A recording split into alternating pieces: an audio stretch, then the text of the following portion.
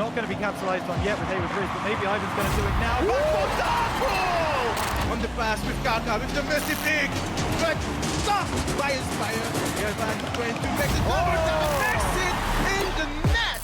Will be a chance in from Twister, but he's been sent for a ride by Twinzer, and now the ball across! Doesn't make it work because Yuva takes the ball back to his teammate Pingu. Pingu trying to shoot, but doesn't connect. The double tap from Ryzen. Will connect, it connects, and their first goal for Le Bosch. I see no reason why they wouldn't take that time out, but if they do get a goal, there's some momentum going forwards, and maybe this is the one! Kaka over the top. Fire, wave dash, gets the better of one. Gets the triple! Inspire with the mechanics. Let's watch this again.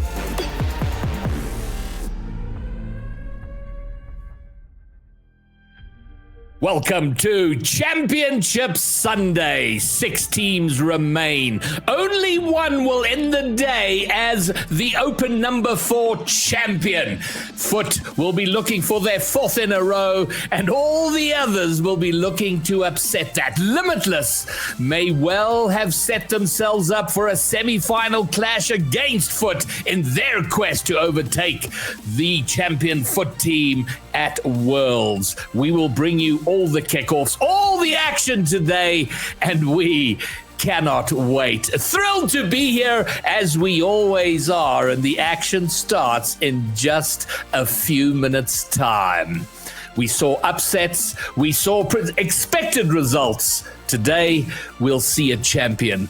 I'm Greybeard, your host for the day, and I'll be joined by TheBromeo, Ulturism, and Pyro as we bring it all to you. Gentlemen, here we are, another Sunday, but will we see another champion, Ulturism? Another champion. This is the real question there, Greybeard. Foot is looking indomitable so far. They were untouched yesterday. They have set themselves firmly with their sights on that world slot. And right now, what was nice to see, there are a couple of contenders. The big one, really, the only question, really, for a lot of the SSA minds is, can Limitless once more step up into that ambassadorial role? Well, here we are, myself, Greybeard, Bromeo, Pyro, Ulturism. Effectively, here we have what? We have a Champ 2, a Champ 1, a GC1, and a Champ 2 with big opinions on what might happen, what is going to roll out today. And we might as well get things kicked off, Pyro, because Limitless, always a shoo-in when it comes to predictions, but didn't have a great day yesterday. But on the other side of the coin, they may have just set themselves up for a semi-final clash with Foot, and if they can step up and beat them here, suddenly the race to Worlds looks very different. Some would call yesterday's sweep for Hay against Limitless a surprising result, but I think everyone watching knew that the win from Hay would come eventually. 2 of those matches were down to 1 goal in Game 7 overtime, and it was only a matter of time before Hay would take this team down, as you can see from the 3rd result today. Many sweeps, many overpowering results. Maybe the thing that was surprising, though, was the way it was done. It wasn't just a sweep, but I might as well use Alt's word. It looked indomitable from Hay. Well, that is their best result. And as Twitch chat said yesterday, it was a fairly nonchalant interview. Like, that result was expected all day, every day. But just before we went live, Bromeo, there was some interesting insight in terms of what was going on in terms of that Limitless game, because it certainly wasn't the Limitless we were used to. Look, it was a very, very interesting thing to examine. Just having looked at the numbers, everything looked the same. Limitless even enjoyed a majority of the boost. They were the faster team. The only difference was that there was a clear separation. They were further apart than they usually were as a team. So that can either translate to they were slower to respond to the ball, they were a little bit slower back. I'm not sure how that entirely translates into what exactly transpired yesterday, but one thing could be certain, a 4-0 sweep, something must have happened. You know, I'll jump in here. I want to. Yeah, go, Pyro. Go, Pyro. We've got so many big opinions about we've this. got Let's opinions. Too many. I'll just say we got the focus and the magnifying glass on Limitless when maybe some of it should also be on Hey. This team is a box full of dynamite that's just ready to explode at all times. So mechanically gifted are these players, and sometimes you just got to light the match, and I think that's what happened. I think that to build on what Pyro is saying, Hey was so dominant because they were setting the pace constantly. You know, they were a team that really you need to be ready to reckon with them. And I feel like with Bromeo's stats there, it kind of alludes to the fact that there was a little bit more freneticism there for Limitless. They were maybe picking up the boost, traveling at a faster speed because they were constantly trying to react to what Hey with Riz was doing to them. And that's something that you can't afford to do at this stage of the game. You know, if we see Limitless pull back slightly, take it in a more methodical method, you know, hold the control, they're not going to panic. They're not going to need to rush around the field, constantly trying to get back to their own baseline and counter out so many of those counterattacks that their opponents put up against them. I think just to add on to that as well is having a look at the time that Hey with Riz were swept in exactly the same circumstances in the previous Open in Birmingham 3. Everything was set exactly the same, and you've just got to look at the smaller things then, like Limitless. Their attacks got stopped when they'd just begun. They weren't able to piece together those hallmark passes, that snowy to sweaty to goal, those lightning counters. And I think ultimately the displays from Ivan and from Kaka as well yesterday, they just really did what they needed to do to shut down that attack. There were other matches played yesterday. We also saw Labosh and 77 blocks, Akimbo and Relentless, and we were one goal away from having SSA Zany playing here today, not to be Akimbo going through, and then Labosh. And we have a question on the desk of who is the key player for Labosh. And interestingly, it's the one of the areas where there's not a lot of accord on the desk. It seems Days is Ulturism is a big fan of Days. Pyro's a big fan of Risen. And then, of course, Inspire is in there. So who should be looking out for on Labosh? I think that, honestly, we can look at all of them. I think that's the entire breakdown. Bromeo is the fan of Inspire there. So when the panel has all split themselves, we all recognize that there was something special about them. They were all pulling off moves, and when you've got three people like that you can rely on and they all work well together, that's an amazing team waiting to happen. Labosh, we'll see in action first up against Limitless. This is our schedule for the day, followed by Akimbo. Essentially, we're going to have 5 best-of-7 series today, all the way to crown our champion.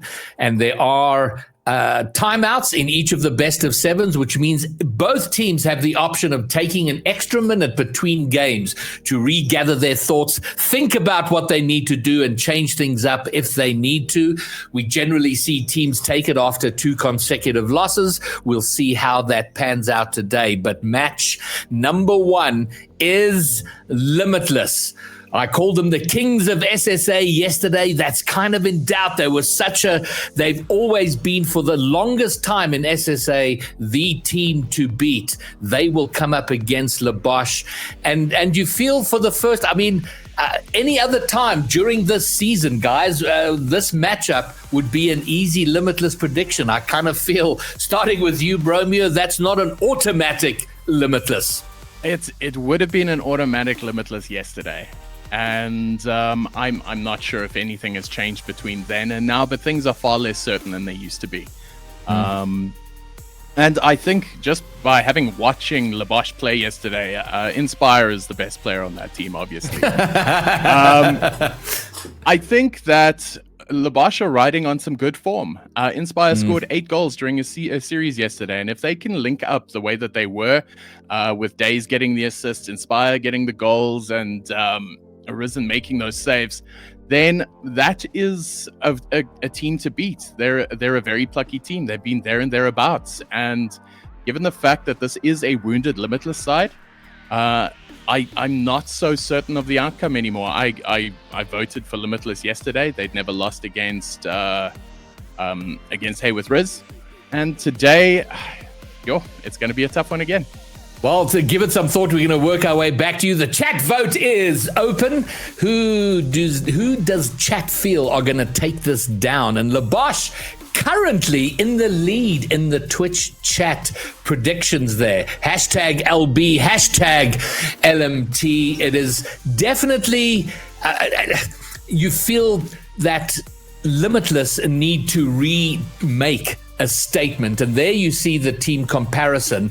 And Pyro, I mean, you remember the good old days. Whenever there was a team comparison, Limitless were up there at the sort of 85-90% in their win rate. It is so much closer there, and not a huge amount separating these two teams. Yeah, the competition is stiff here once you get to the top 8, and especially Championship Sunday. But we're discussing a Limitless in the lower bracket. Got to remind everybody that the last Open we had, I know it was a month or two ago, Limitless started at the beginning of the lower bracket and made their way to the finals. This is a team, when their back is against the wall, they're ready to perform. They did it the last event. I think they're capable of doing it this event as well. Of course, they have Foot in their way next up, but at least in this very match, those three on the right side are going to be ready to perform. You know, it's something I've always said about Limitless is they seem to have these gears that they go through. And, you know, I think you mentioned it yourself, Greybeard, yesterday. Taking a game off Limitless, game number 1 off Limitless, can sometimes fall to the team's detriment, where you kind of inspire, you stoke that flame underneath them that just makes them then start pushing further and further. And even at the end of game number 2 yesterday, I felt, hey, Limitless, you guys still have time to wake up. You're a slow starting team, but you can keep going.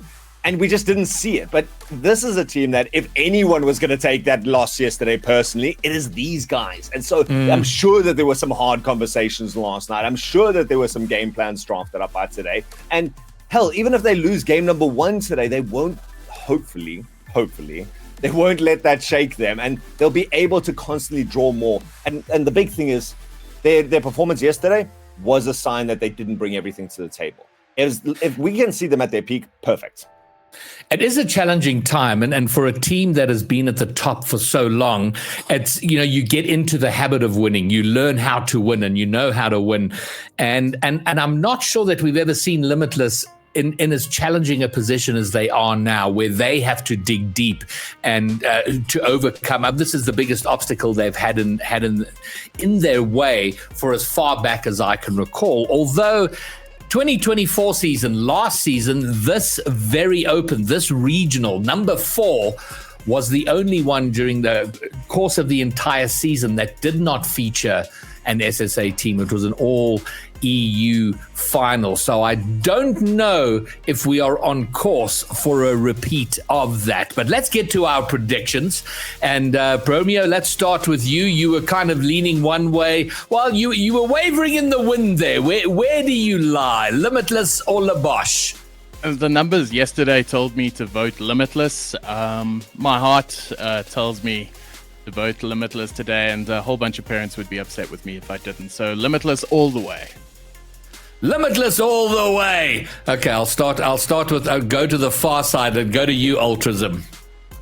You know, the first split, I was leading the predictions at the end of it. It was such a point of pride for me. And then yesterday came along and destroyed that. I voted against Labosh yesterday and approved against me.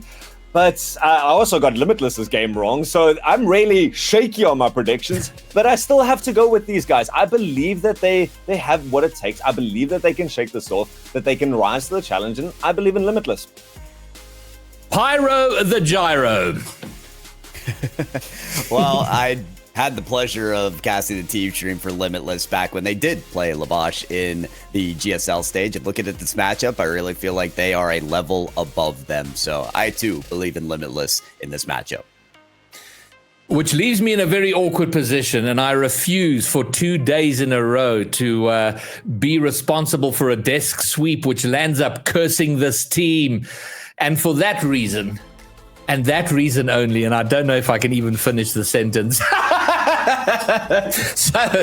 Brave. No, Brave. I can't. I can't. Limitless will take it down and proceed to the semi-final. And I actually think they're going to do it relatively comfortably. A 4-1 here wouldn't surprise me. And I see in chat it is 70% to 30. So after a slow start in the chat vote, Limitless take it there. It's a desk and chat sweep.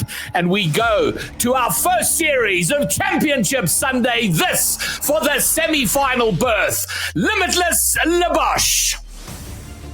Well, welcome to Championship Sunday Rocket League. It's time to get things going in the lower quarterfinals. We have Limitless, who took a punch to the nose, a sweep against them in the upper side against Labosh, but you've also, against Hay, but you've also got Labosh now on the other side, trying to make a big lower bracket run. Greybeard, enough of the talking. Let's get to the action. The action is underway. Labosh, right here, right now, have equaled their best finish in RLCS. An endrable bump almost gets it way through. It would have been a sensational start for them. Not to be. Limitless survived. There's been a mid-pitch demo, which kind of put paid to a potential counter attack. And I like this, Pyro. This is a lively start. As it should be here to get things going. I mean, you have a couple teams that are feeling reinvigorated, right? Labosh were taken down by Limitless back in the GSL stage. Limitless are coming off that loss as well. And now their backs against the wall. All matches today are eliminations. So if you don't pop off now, if you don't come with that fire, you're done. And the man I'm looking out for on Limitless is To Die For. To me, always been the talisman of Limitless. Just such a gifted player. And there we go. Snowy finds the net. Limitless bang on 1 minute into this game. Take the lead. Risen there. Not a convincing clear. To Die For goes to harass the net. Snowy finds the back of it. And Limitless are great at punishing mistakes. You mentioned it there, Risen. I think he was aiming towards the corner, but knocked it right off the backboard. And that put To Die For and Snowy in the perfect position to score. Now Labosh back on their backboard once again after the kickoff. And having to do defensive work early, and also another not very convincing attempt at a clear. They haven't gotten it out. Limitless keeping it right there and thereabouts, sort of deep into the Labosh half, building that pressure and maybe now. Limitless have always been very good at suffocating pressure. Just keep it going, and it looks like, early on at least, that they're building toward that. Oh, straight in from Steve. Yeah, I'm as surprised as you here. Sweaty has 3 defenders to beat here on this air dribble, but look at that first touch. I mean, he put that in perfect position to utilize the final bits of boost on the last try to get that to the net, surprising us and the rest of Labosh. Well, Championship Sunday early on looking far better for Limitless than it did on Saturday. Excellent start for them, and now it's all up to Labosh to chase the game and find their way back into it. But other than and there's a third. Sweaty with his second, Limitless with their third, and Labosh had a bright sort of opening 15-20 seconds, but have struggled since then. Sweaty is on fire right now. I think we need to talk about Limitless as a team for sure, but also the individual prowess that we're going to see from these players. It's noteworthy. Snowy and Sweaty being in the finals of that 1v1 Cash Cup. These are players that want the rock. They want the chance to pop off, and they're doing that right now. Big double commit from Labosh. They get away with it initially, and they finally do get the clear, and looking a little bit undisciplined in their defense, and it's getting them into trouble. Or they might have an opportunity there. A shot from Inspire off the crossbar and out, but the rebound, or the eventual rebound, is buried by Days. And I was beginning to think maybe it's just the defense of Labosh that needs to warm up, but Limitless does as well. Labosh on one of their first convincing possessions are able to get a free shot there, bar down, given the miss. I believe from Sweaty on the defensive side, just couldn't read that ball coming off the sidewall. So both defensive sides needing a little extra work here in game 1.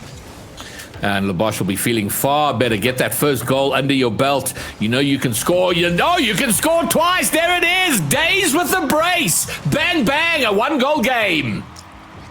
So Sweaty tries to clear this high and up to Snowy, but again, they are beat. Labosh are doing the same as Limitless. They're positioning themselves for the rebound, for the follow-up, and they're getting there just in the nick of time. Okay. that's a different kickoff strategy right there.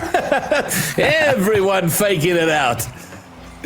Oh, man. Yeah. You know what? And it's not a rare sight anymore. That's the interesting thing. The kickoff modernization of 2025 has really peeled some eyes and risen some eyebrows, I guess you could say. But that one didn't really work out for anybody. It might work out for To Die For on the counter, but he's taken out. Snowy with quite the field to work with. Passes to Die For. That one's taken wide. And Labosh have come back nicely. They after being pummeled for quite some time and under pressure, they got that first goal, and ever since then have looked far better. They sort of camping over in Limitless' side as much as they're camping in their own, which is good for them in terms of not feeling like all their work is in the defensive end. Yeah, and it feels like the key right now for Limitless is just to have possession. In their GSL stage matchup where they did beat Labosh, they had double the shots in that matchup. And I think that really constituted for why they were taking wins, because neither defenses seemed to be, getting the blocks. However, as of late, Labosh trying to put up the wall to keep this ball game close. Days evades a bump and is able to find the exit route once again. And they've got that 1-goal lead. It's under a minute, so it's they'll be feeling more and more confident as time goes on. And that was it squeezes through. My word, how did he find a pathway into the net? First was the angle here, which was just crazy and Snowy. Squeezes it past the 2 remaining defenders. Well, there's 4 places that you can respawn in the game after you get demoed, and Days ended up respawning right on the ball to steer it to the net. That was unbelievably unlucky RNG for Labosh, but somehow that's the way the cookie crumbles. And it certainly did. It crumbled in that way, and there's 30 seconds to go. Limitless with a 2-goal lead. They should, barring a horrific throw, take down game number 1. We're down to 20 seconds and the ball is on the wrong side of the pitch. That demo's not helping them at all. Slight double commit, and now another demo off spawn, and it's Labosh just being pummeled against the ropes in the dying seconds of this game. There's just no opportunity for them to try and get out and bring something back, and that's going to wrap it up for Limitless. It will indeed. They'll take game number 1 of this series. And, how about that? 3-4 was almost your final score. Right off the bar, Limitless win it 4-2. And this is why I'm glad we get these long best of 7s, Greybeard, because while game 1 was very exciting and wily, it does feel like at some point this series it's going to settle down. And Limitless often will, when they're losing games, will lose an early game. And so I think from their perspective, just given where they are, given how things have gone, their day out yesterday, an important win for them in that context over and above the context of this match. That's very true. Yeah, they were able to shake it off in a way. And in many ways, some teams experience a drought. Maybe it's like 5 minutes in a game without a goal, and they have to come back stronger in the next one just to experience that relief of scoring a goal. Here, they've experienced the relief of getting a win, an important one at that. So they've at least got that bit of runway to work with now. I fully expect them to get stronger and better from here, if the history of Limitless is to be believed. And Labosh, I mean, I think someone on the desk, I'm not sure if it was you, Pyro, sort of pegged them as a potential top 4 team here. That was me. In my mind, they're a definite top 6 team, and I'm not sure, and I haven't been convinced yet from what I saw in game 1 that they're ready to push on into that top 4 realm. But you mentioned it, this is a long best of 7, and we've seen just 1 game of it, so much can happen. But I'll be looking out for that from Labosh. Can they rise up and be that team that can push into the top 4? Well, yeah, there's a caveat to top 4, and that is that only the top 3 can really chip at each other. 4th is still a steady 4th that remains under that S tier bar of the top 3, Limitless, Hay, and Foot. Foot being, of course, a step above the rest. But I digress. Here we are, Labosh, yes, trying to claim that spot with every game that we have here. The first goal came on the stroke of 1 minute in. We've been 45 seconds here without the first goal. A pass into the middle, Risen going for it, but gets intercepted brutally, and nothing comes of it. Days can't get on the end of that. Oh my, it's been a whiff, and you feel that shot should have been right on net. Risen, if he put that on target, they were a goal up. Well, Risen's not making me sound very good. I was highlighting his striking prowess earlier on the desk. And yeah, that one went a little high, but this one will stay low as Labosh start with the lead. And that bump was great. And those corner, how many times, if you've played Rocket League for any length of time, you've been on the wrong end of that exact play right there. The ball smashed off your car and it backward into your own net. And there it is, Labosh with their first lead. Really love that catch from To Die For. That ball was going a million miles a minute, and he just stopped it right on the nose of his Fennec. Unfortunately, it was taken away from him after the slow play didn't quite work out. So really speaks to the mindfulness, the game sense. Every step has to be nearly perfect in its counter to your opponent. To Die For couldn't get it all the way to the net, but they've still got a possession working here. Sweaty looking for a teammate all the way back to Die For. He's gotten it past every single defender like he skipped a rock across the lake. Sometimes you score clippable goals. Look how close the entire Labosh team were within like 3 meters of each other. It's like 3 square meters. Those 3 cars were all in there, and it got by all of them for the limitless equalizer. And if that ball bounced a little bit lower, we'd still be seeing the gameplay here. But instead, Inspire steers the camera right at him with a kickoff goal. Snowy there. He wanted the long clear high off the back wall. Mistimed his touch, and it went straight down for the pass to Inspire. And Labosh once more in front. Well, Labosh said, actually, we really enjoyed having the lead, so we'll have that back. Thank you. But that's a pop-up. Oh, right over to Daze, defeating another Limitless player. Sweaty needs to be worried about the bump here. Unable to evade it and make contact with the ball. Yeah, so much for Sweaty to think about right here. You have to think about the ball. You have to think about the play. There was just too much going on, and finally missed. Everything was missed. The bump was missed. The ball was missed, but the net not missed. Labosh, 2-goal lead off kickoff. Oh, no, it's disaster for Limitless. 4-1. Sometimes it all falls apart at once. And here we go. 2 kickoff goals, and another one that came quickly as well is going to lead to a 3-goal lead from Labosh. And sometimes it feels like it's by design here from Labosh. They're following up these kickoff chances very swiftly. They're getting quick passes between each other. They're looking confident out there. You spoke about the unlucky spawn in the last game where I think it was Risen who spawned into the game and it right off with the ball and it passed in. I feel like that post shot off kickoff, I mean, it just looked like it was going to hit the post and roll away. I don't know how it managed to find a way into the net, and it feels like they got a return on that game 1 bad luck.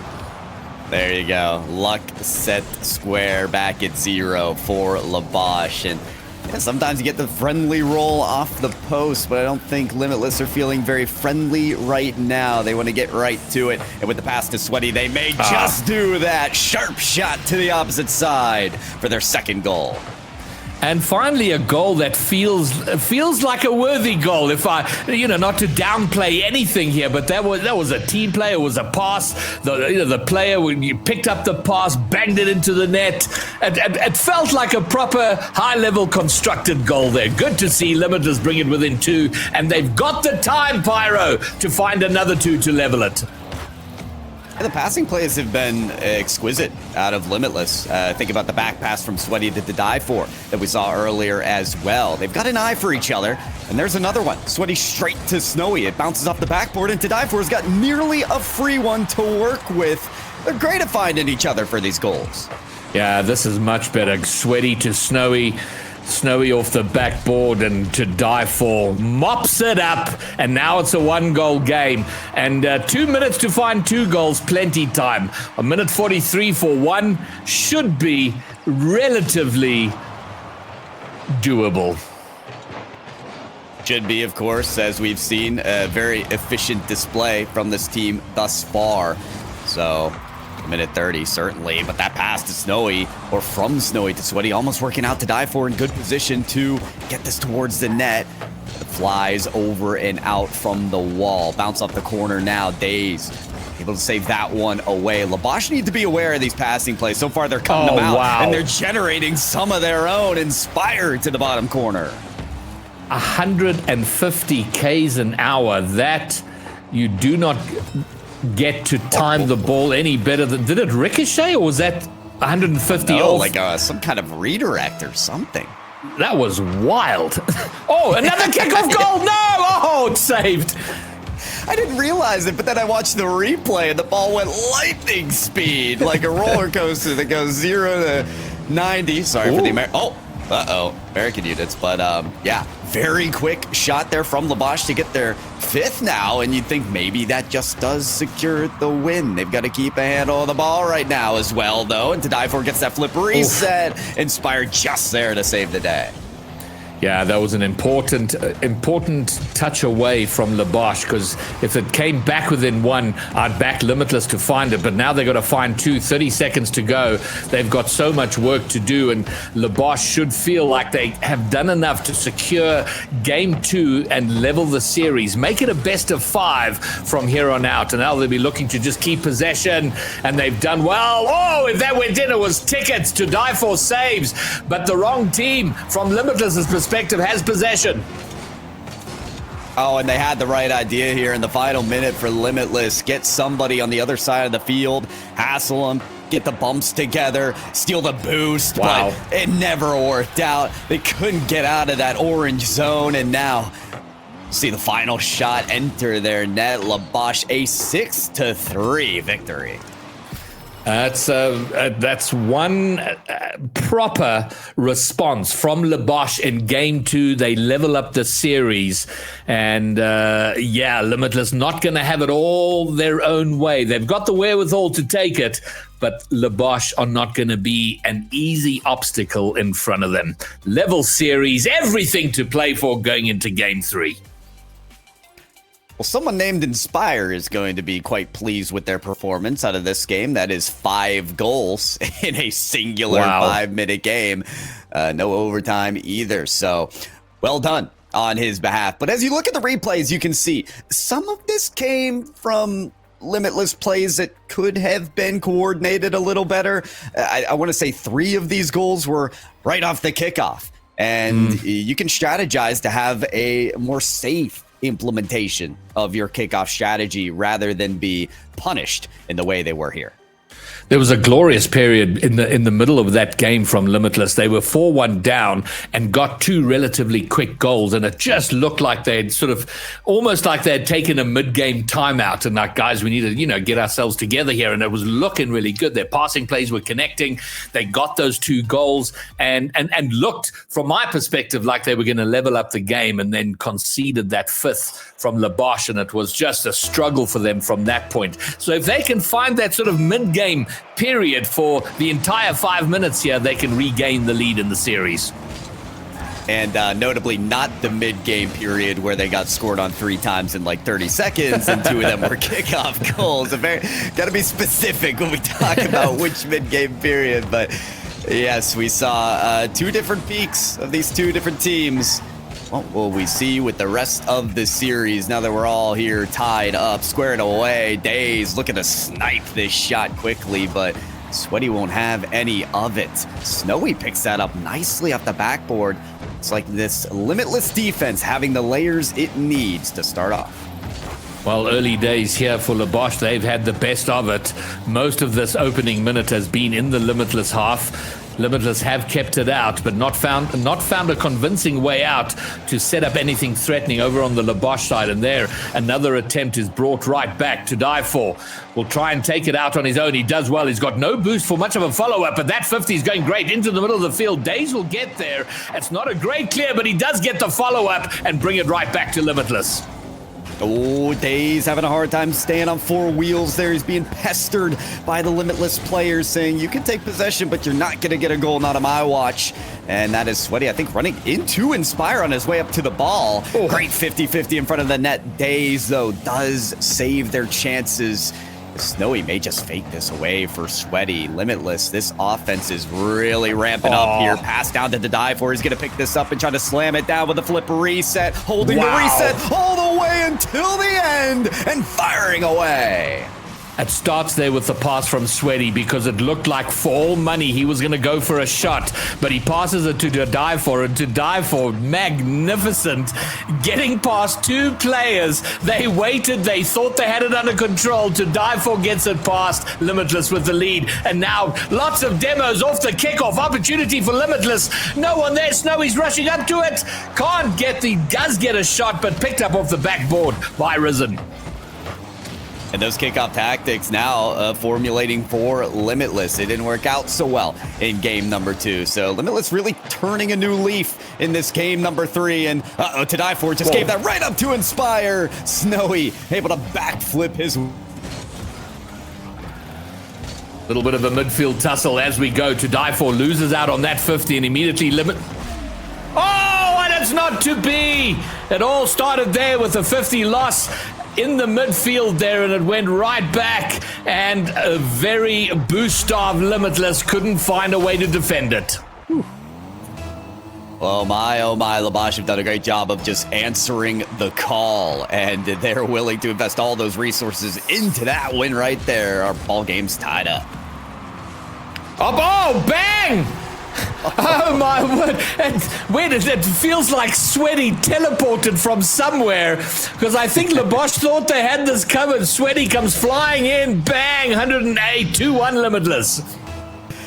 Woo. I don't know whether it's a Rocket League game or a match in the ring, just haymaker after haymaker, but it's working out right now for Limitless. Maybe they can extend the lead here. A boost steal from Sweaty as he dashes away. Infield pass will not reach to die for in time for the shot. Instead, he opts for the sidewall, misses that, forces the hand of his teammate, and now Sweaty kicks this right off the ceiling. Nice catch out of to die for. This one flip right into the backboard. He's going to search for the pass, leaves it up for Snowy, goes for the bump.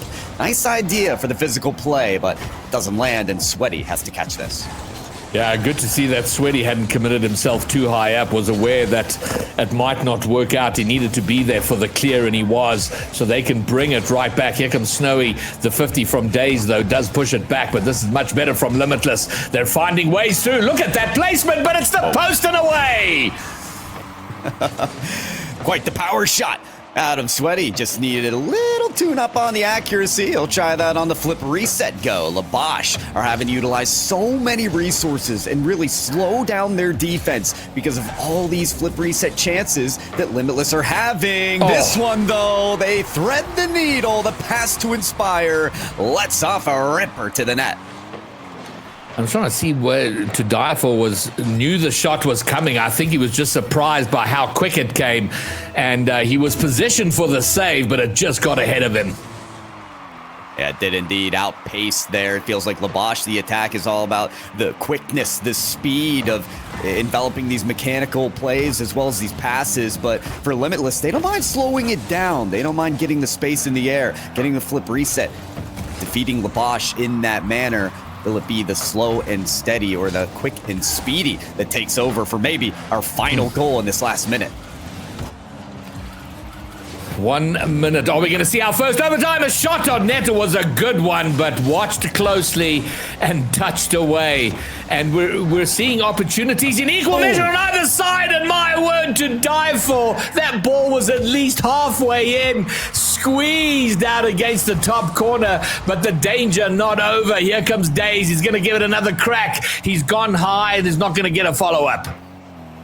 Daze just, I don't think was confident on that try. Maybe thought to extend the possession by hitting it off the backboard, and still Limitless able to answer the call. This one, maybe a pass straight to Risen. He's able to catch the touch from Limitless, leaving the pass to Inspire. Can he score from the same position again off the elbow?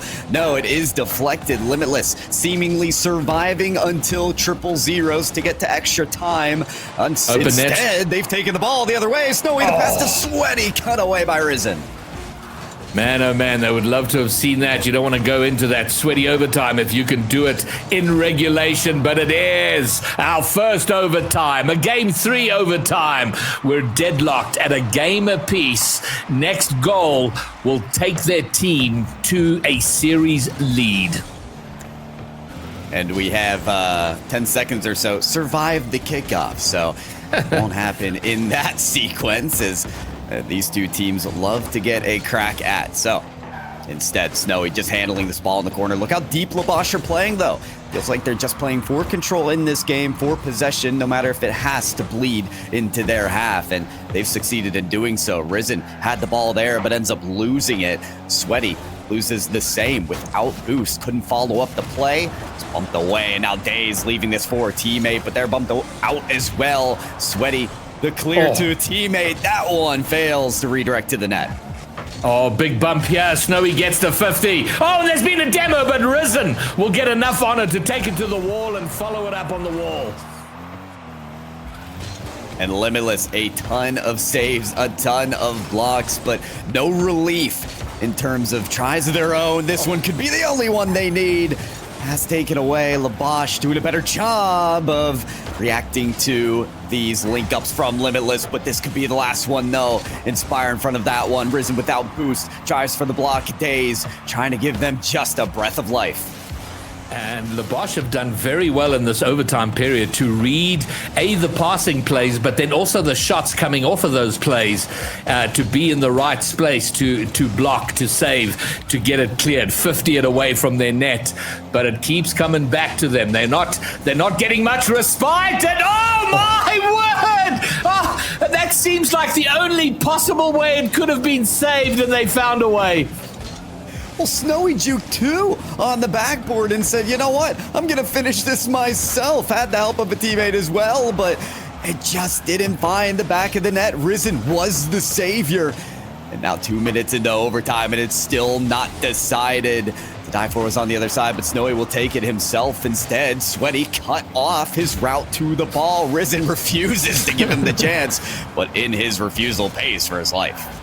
Here comes Snowy. Opportunity now. Goes for the flip reset. Trying to get under Risen. Doesn't quite get there. Loose ball in the middle. Daze got one to beat to dive for a net. He goes up to meet it. Drops down. Sort of in front of the net, but Snowy can pick it up and take it away. And it's end-to-end stuff now. We got the opportunity. One side cleared, over on the other side. And this goes across the width of the field here. Snowy's going to be the one to take a chip at it, but slows it down markedly. Had the option for the pass, but the route was denied. These very swift counters out of Limitless. They love to barrel this ball ahead of the field, but in some cases end up losing it. So with the flip reset, challenges Daze. Risen just picked up that mid boost, so he'll turn around and play the ball instead.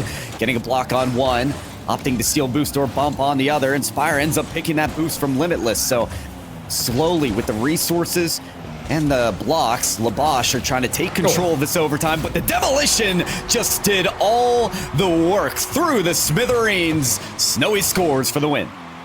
This is Series 1, 3 minutes and 15 seconds of overtime. We may be in for a long Sunday, Pyro, but it is Limitless who take the series lead 2-1. But you wouldn't call it convincing. But as long as you get the 4 wins, it doesn't have to be, but it's hard work, but Limitless putting in the work in Game 3. And done evenly so as well. Every player getting a goal. but maybe it was some of these replays that really did the work. I mean, again, earlier on, you'd see To Die For with that flip reset and musty flick to get past 2 defenders of Labosh. I talked about how Daze was this mechanical genius, about how Inspire really surprises, but Limitless have really come together with these passing plays, but also these flip resets that they excessively utilize to surprise mechanically as well. They've surprised and they've done it. Oh, look at that save from To Die For. That one, I mean, that was that would have been a Labosh lead, you know, heading in toward overtime, and that would have changed the complexion completely. So there are, if you look over the context of a 5-minute game, there are always 2 or 3 important moments that kind of, when you look back on it, made for a win or a loss, depending on which way it went. So Limitless will be happy with that. Now, I'm not sure happy that it took them as long as they did, but they'll take the win and they'd love to extend it now. But Labosh, they've been here before, back in game 2. They'll be looking to equalize and level the series once more. And something about Labosh and the mentality here as well. You'll notice they don't call a timeout.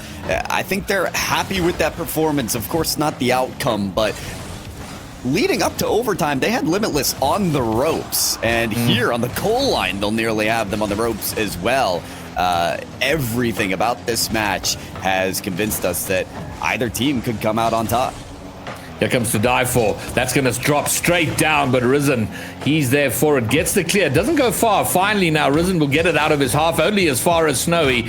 And here he comes. And yeah, more of the same here. That might make things awkward. Sweaty, though, doing very good work. Not for the first time, as a third man to make sure it doesn't get past him. And the first real big opportunity for Limitless doesn't amount to anything, but their pressure continues. It does, and To Die For nearly off the 50. Ended up finding the net. Daze, what a read on that shot. Yeah, earlier on that shot from Snowy, it was read by Sweaty. If it would have been a little bit higher off the backboard, but instead, it knocked right off the crossbar and wasn't in.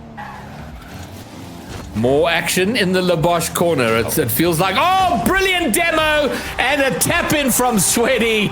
And there you go. The demo plays don't always work out, but that one was magnificent. Risen, given no opportunity. And taking on, they had 9 demos Limitless in the last game to 3 from Labosh. And there we see it being put to devastating effect. Oh, Sweaty, kickoff chance, 1v1 scenario, but the shadow defense works out so swell for Labosh. Yeah, I really like that last goal from Limitless, that demolition on the backboard. It's a very difficult spot to avoid a demo. Speaking of which, that's another from To Die For on the other side. Snowy trying to steer in a shooting chance for the team. To Die For whips this off the backboard, may have a lane for the shot, and Sweaty cleans up.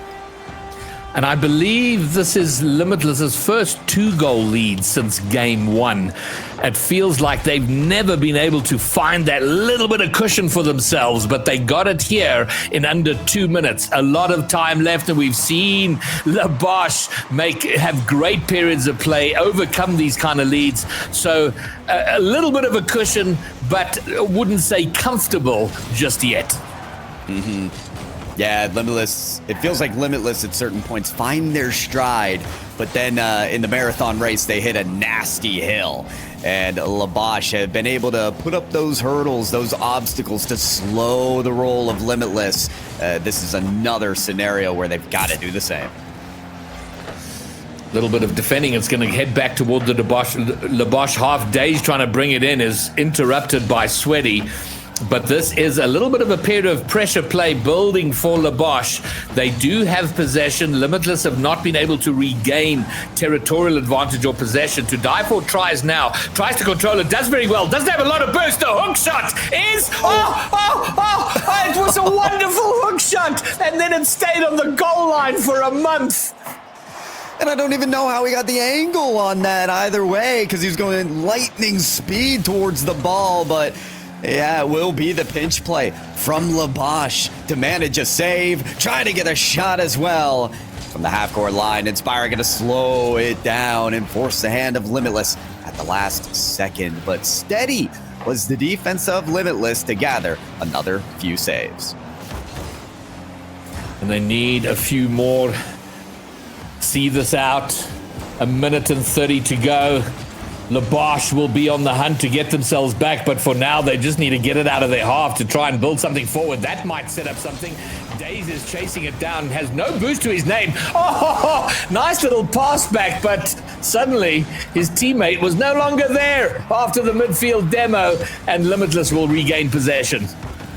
It's really hard to score if you're not on the field. That's what TheBromeo figured out. And so he took out the striker. And TheBromeo's been a menace on the demolitions this series. I wonder if half his mind is on the ball and the other half is, okay, who can I demo next? And it really seems to have taken Labosh out of their rhythm. So much so that they haven't scored for an entire 4 minutes. Just a minute left for them to get a couple on the board. Daze with a half-hearted clear. Oh my word! I take that all back. He spawned, and we go back to that game one unlucky spawn. Oh no, he was bumped into it. Never mind. He was bumped and passed it forward. Daze with a low boost, gets it over the final defender, brings it within one, and now suddenly once more a tight game. Yeah, the corner kerfuffle really ended up working out there for Labosh, and maybe this kickoff will as well. Sweaty able to sky up and get to that one. Double commit there from Limitless. They're trying to take their roles one after the other here. And with a demo on to die for, maybe Labosh can find their lane, but Snowy takes the ball away from them. Great pickpocket play, and it earns them a little more time to try to get to the finish line. Yeah, very unlucky for Labosh. That would have been all she wrote had that gone in. Now they've got 10 seconds. They should have possession here. No, TheBromeo will play it back to Snowy. Burns off 2 seconds. Burns off another 2. Burns off another 2. Time has run out. Last chance for Labosh. They take to the air. Sweaty quite happy to intercept. Doesn't go to ground yet. They've still got to sweat it out. TheBromeo will make sure it grounds. And Limitless, for the 3rd time in this series, will take a game and put them in prime spot. It felt like the first game that was really led by Limitless, and they didn't choke at certain points. They didn't step on each other's toes. Maybe towards the end we saw that double commit and that counterattack that ended up working out for Labosh, but this felt like the Limitless game plan coming to form. And so that was Sweaty on a couple of goals, both assisted there from TheBromeo, with TheBromeo again being a menace in the demo department. 4 of the 6 for their team. It's all sorting out.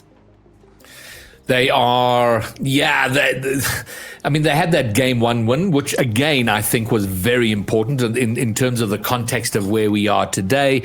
They have lost. They did lose that game 2. Game 3 was a scramble with that very long overtime, but here they are looking the best they have in this series and probably in this championship weekend. I mean, they struggled yesterday, certainly far better than where they found themselves yesterday. So doing what they have to do to secure that semi-final slot. But one more game. Yeah, and Labosh doing everything they can to steer things in their direction. We got a little timeout there called from the team, and this is properly called. This is the time to do it. You lose the next game, you don't get any more time in this tournament to call it. So I think this might be one of those things where, yeah, you want to talk it over with the team, air out grievances from everybody, but also put a little stutter step on Limitless. We talked about the stride, the momentum, the confidence that this team can feel when they're playing to their rhythm, they're beating to their drum, they play really well. So just kind of ice the kicker, if you will. And playing a lot better today in terms of their spacing with one another, being a lot more available to one another when the play demands, whether it's a pass or having to back up your teammate and not being too far away from the play to have an effect. So that working out for Limitless. But here we are in the AquaDome, the pitched AquaDome. Limitless can seal it right here, right now. Labosh, though, will be looking to spoil the party. Get down to it. It is triple match point here for Limitless. Now that they're 3-1, but Labosh may be feeling rejuvenated after a break grabbing some water, talking to each other, and getting a little possession off the kickoff as well. See how that works. Sweaty, what a block, what a 50-50. Risen somehow hits it twice to keep it out and keep them alive. And now a shot down toward net. Sweaty comes flying out, similar to what he did last game to score the goal, but this time to save. It's an open net. Oh, okay. That's one way to approach the open net. Sometimes you gotta react in a moment's notice, and Days was too far forward to really make the right play on the ball. Try it anyway. Sometimes that's really all you can do in this game. Give it a go, and if it doesn't work out, well, try again. That's what Sweaty will do. He had a close attempt earlier in the game. That one will be marked as close as well. So neither team has found the back of the net in this first minute. Scary one from Sweaty, just barely gets it away. Limitless can count themselves as fortunate not to be behind. The pass does gets to die for, but Labosh getting in front of it and pushing it out into the corner. But Limitless are at their best when they're sort of building those plays and the wash, rinse, repeat performance of just keeping the ball in the half, taking a shot, picking up the clear, bringing it right back in, looking for a demo, looking for a pass, and just repeat the process till they find the goal. Sort of similar to what's just happened here. Risen does get a chip away. Everybody from Labosh in the corner. Finally, they do spread out, but now another demo. Snowy just carries it to the net and walks it over the line. Days is like, let me buy my team some time. I got 150. I got another challenge. I got another stop. Okay, everyone's ready for the ball, right? No, one got demoed. The other's still finding boost, and Labosh just had to squander it there.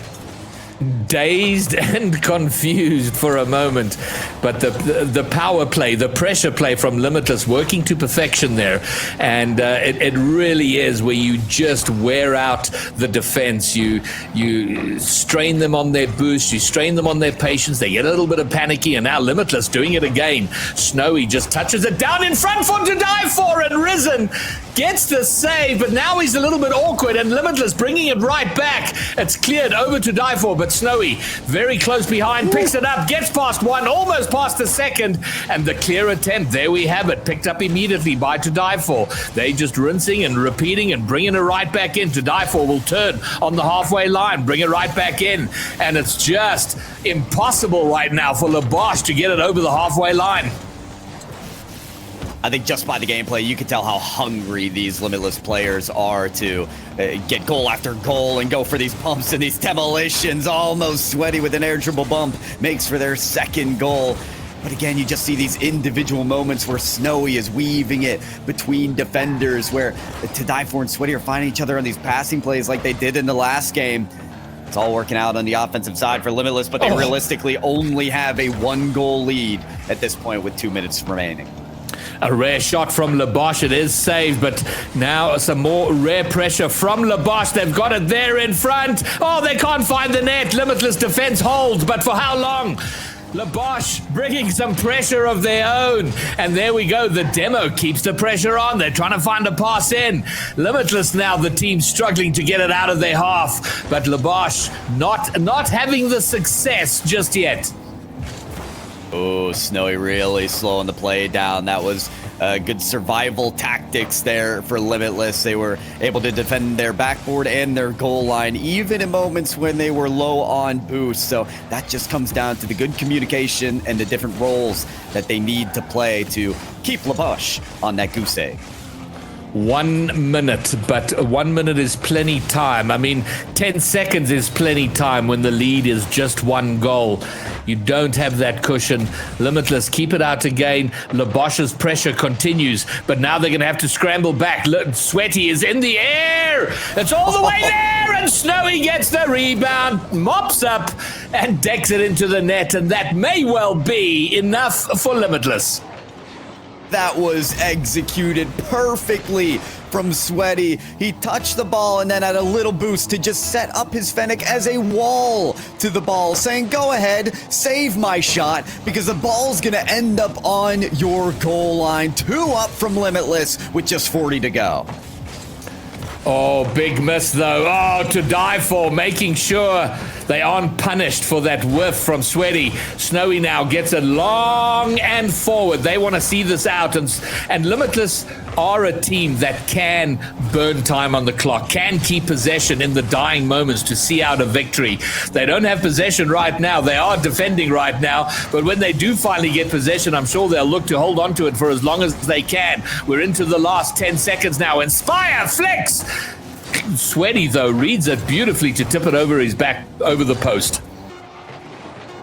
Again, Sweaty just popping off in these scenarios when it's offense or defense. He's finding a way forward for the team. And, well, they've done the work for the team necessary to push Limitless one more step in Championship Sunday. They solidify that top 4 spot. They solidified the top 4 spot. They've secured their place in the semifinals. They will be playing Foot Esports. And in the context of where we are, this competition, this season, the race for worlds, Limitless is probably in the next series going to be facing their most important series this year. Yeah, very likely with Worlds and Major on the line.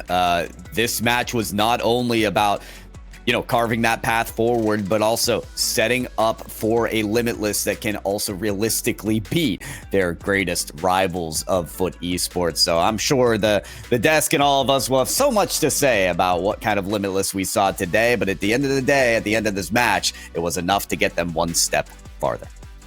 There's going to be a lot to talk about. Foot, who have not dropped a series on Championship Sunday. They're looking formidable. But Machtfish, I gave the stat you put into Discord as if it was my own piece of investigative journalism and deep insight. But you pointing out that Limitless seem to have sorted out their spacing issues in this series.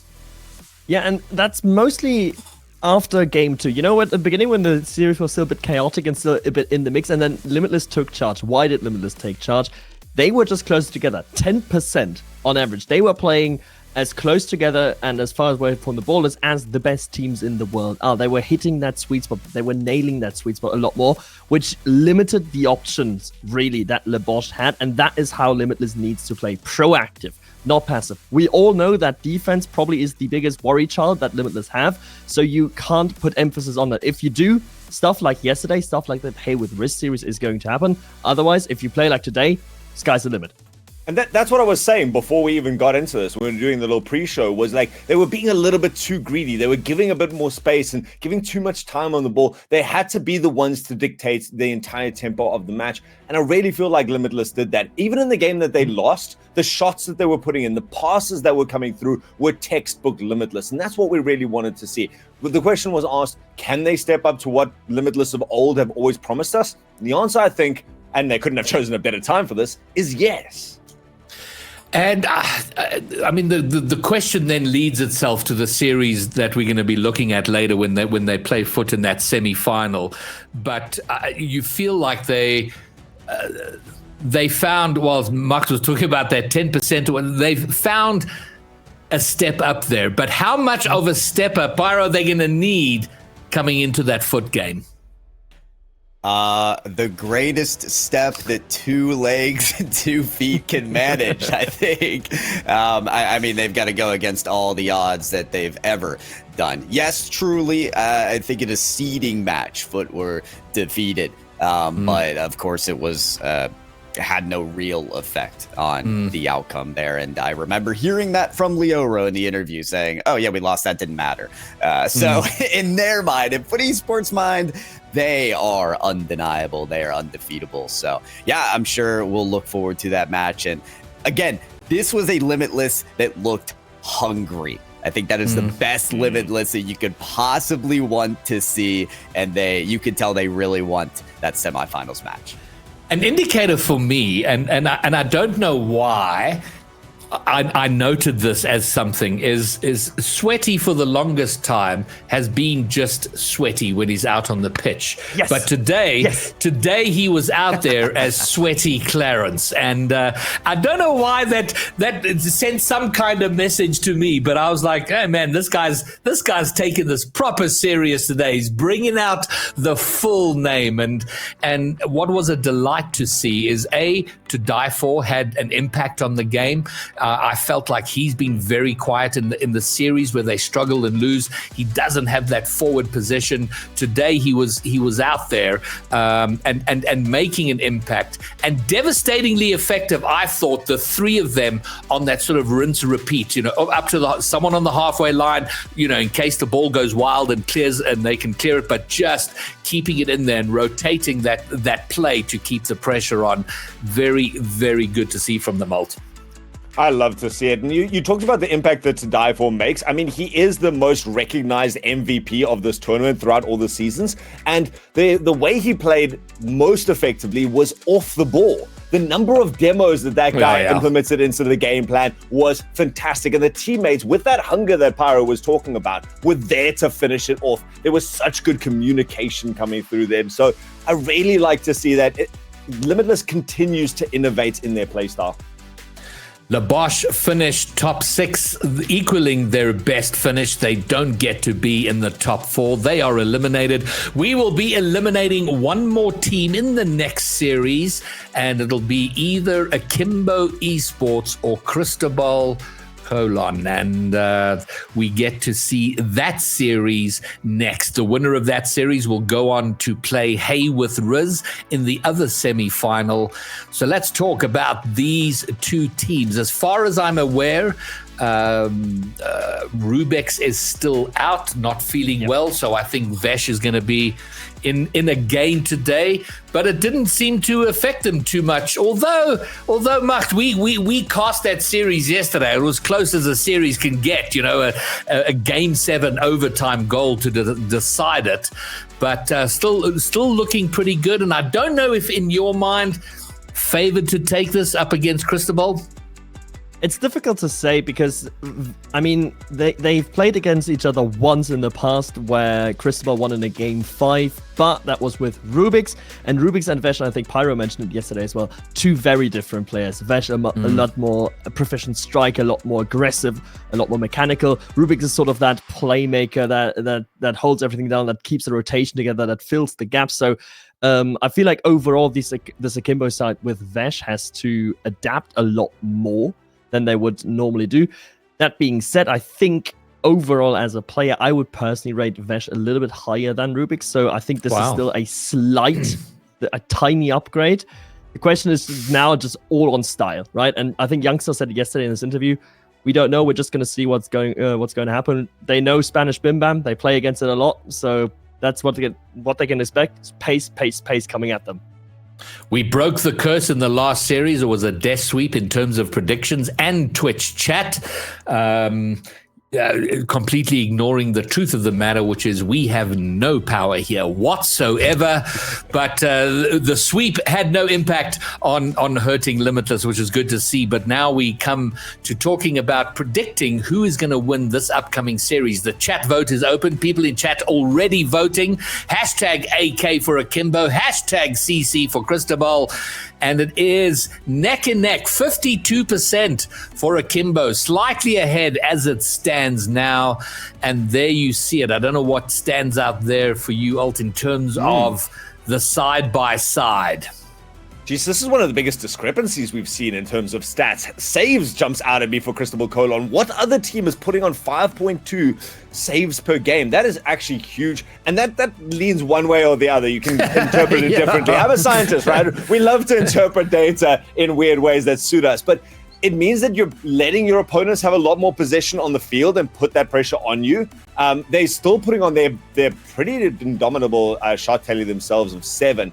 The big thing is the goals at the end of the day, and Vesh coming in again with less data than you'd normally draw from, but 1.2 is still great. Everyone else behind them, everyone on the other side is quite passive. I mean, Psych the only one nearing that 1 goal per game.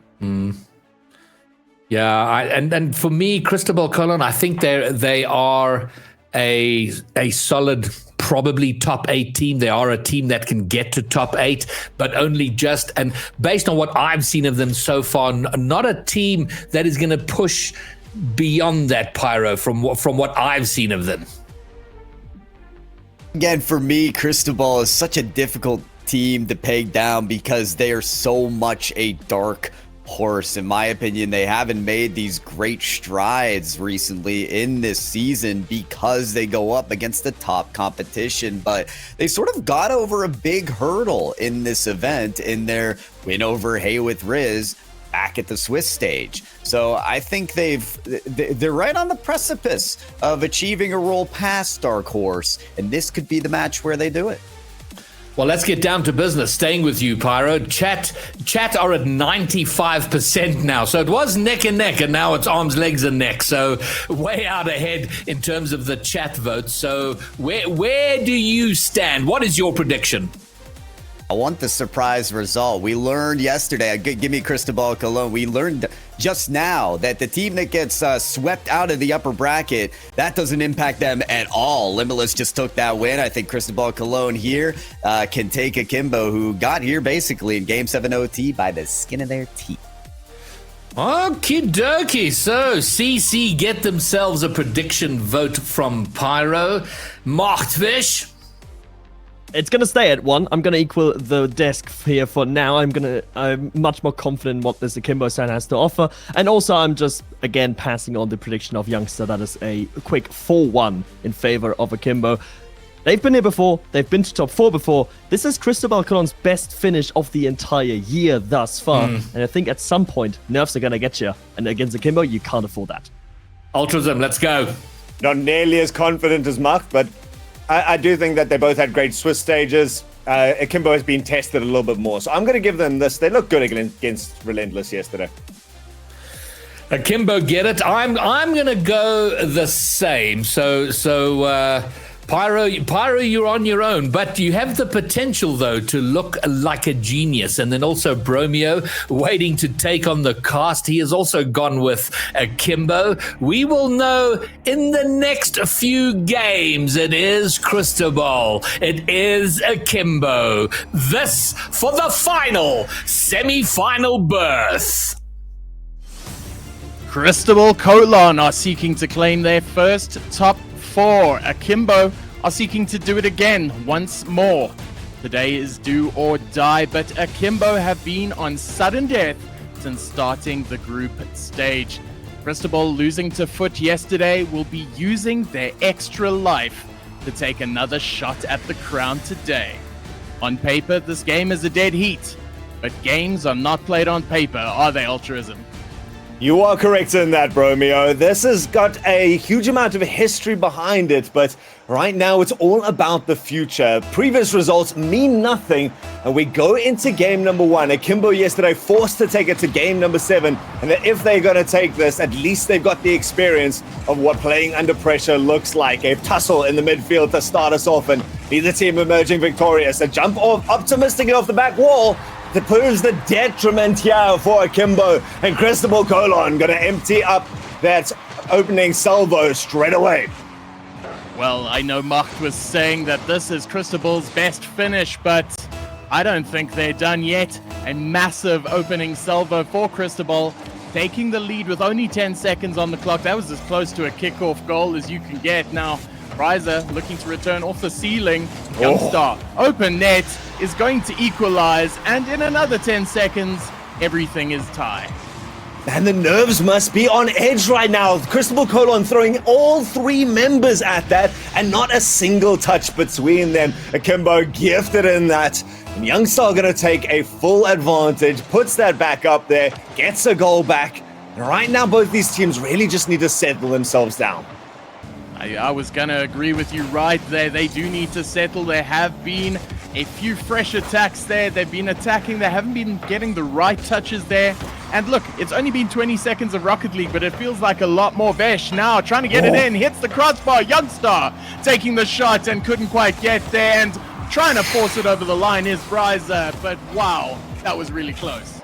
That was too close there if you're Cristobal Colon. They only just squeak out, not by their own goodwill, but by a little bit of digital pixels. And they eventually put all three members behind the ball. Akimbo going to be sad that they didn't manage to come out the better after that. But they're immediately back into the attack. Pass across there, doesn't find any depth off the backboard. And still, Akimbo continues with the cyclic constraints of their opponents. But statements of intent are being applied here by Akimbo. They are sieging Cristobal Colon right now. Youngstar trying to get the tap down, almost get there, hit the bar, and Vesh cleans it up. And that is what you want to see if you're an Akimbo supporter. Akimbo going to be much happier with this. Again, 2 players into the air from Cristobal, just showing that their backline is scattered. They're torn, Akimbo, indeed, at the end of that. And they really need to just get themselves a little bit more patience, get the communication up, even just slowing it down at this stage. They're not losing it halfway down the field. No! The touch into their own goal. This could not have been a worse opening up for Cristobal Colon. Oh, so unfortunate. It was that touch by Pingu, not meaning to, I don't think. I think he was trying to get out the way, but a touch it was, nonetheless giving Akimbo the 3-1 lead. They're going to try and recover it now, winning the kickoff, but Vesh collecting as he needs to, and open net if he can get the touch here, and so close on the line once more. He had all the time in the world, and no one from Cristobal went up to challenge him. Again, free space given here towards Akimbo, and they lob in one. It's dealt with succinctly, but they're straight up into the attack. They got another shot here, forced the save out of Pingu on the baseline, desperately scattered across. Finally managed to get some possession themselves, but they decide to challenge the man instead. The pass comes towards the center, but with both players dedicated up the side, there was no one to finish. They have to try a second time. The bounce a little bit too vigorous in the attempt, and Kimbo come away pretty much unscathed without really having to get involved. This time, though, a more complicated task for them, and they're not up to it. Pingu finally manages to make up for his previous mistake, and with a completely solo play, pace across the front of the net, turns it in, and Vesh not there to make the save. How good was that? Collecting off the bounce, turning the pace of play and curling it in. And it felt like we were watching one of those curling competitions, not necessarily Rocket League, as an open net right now. Couldn't touch it.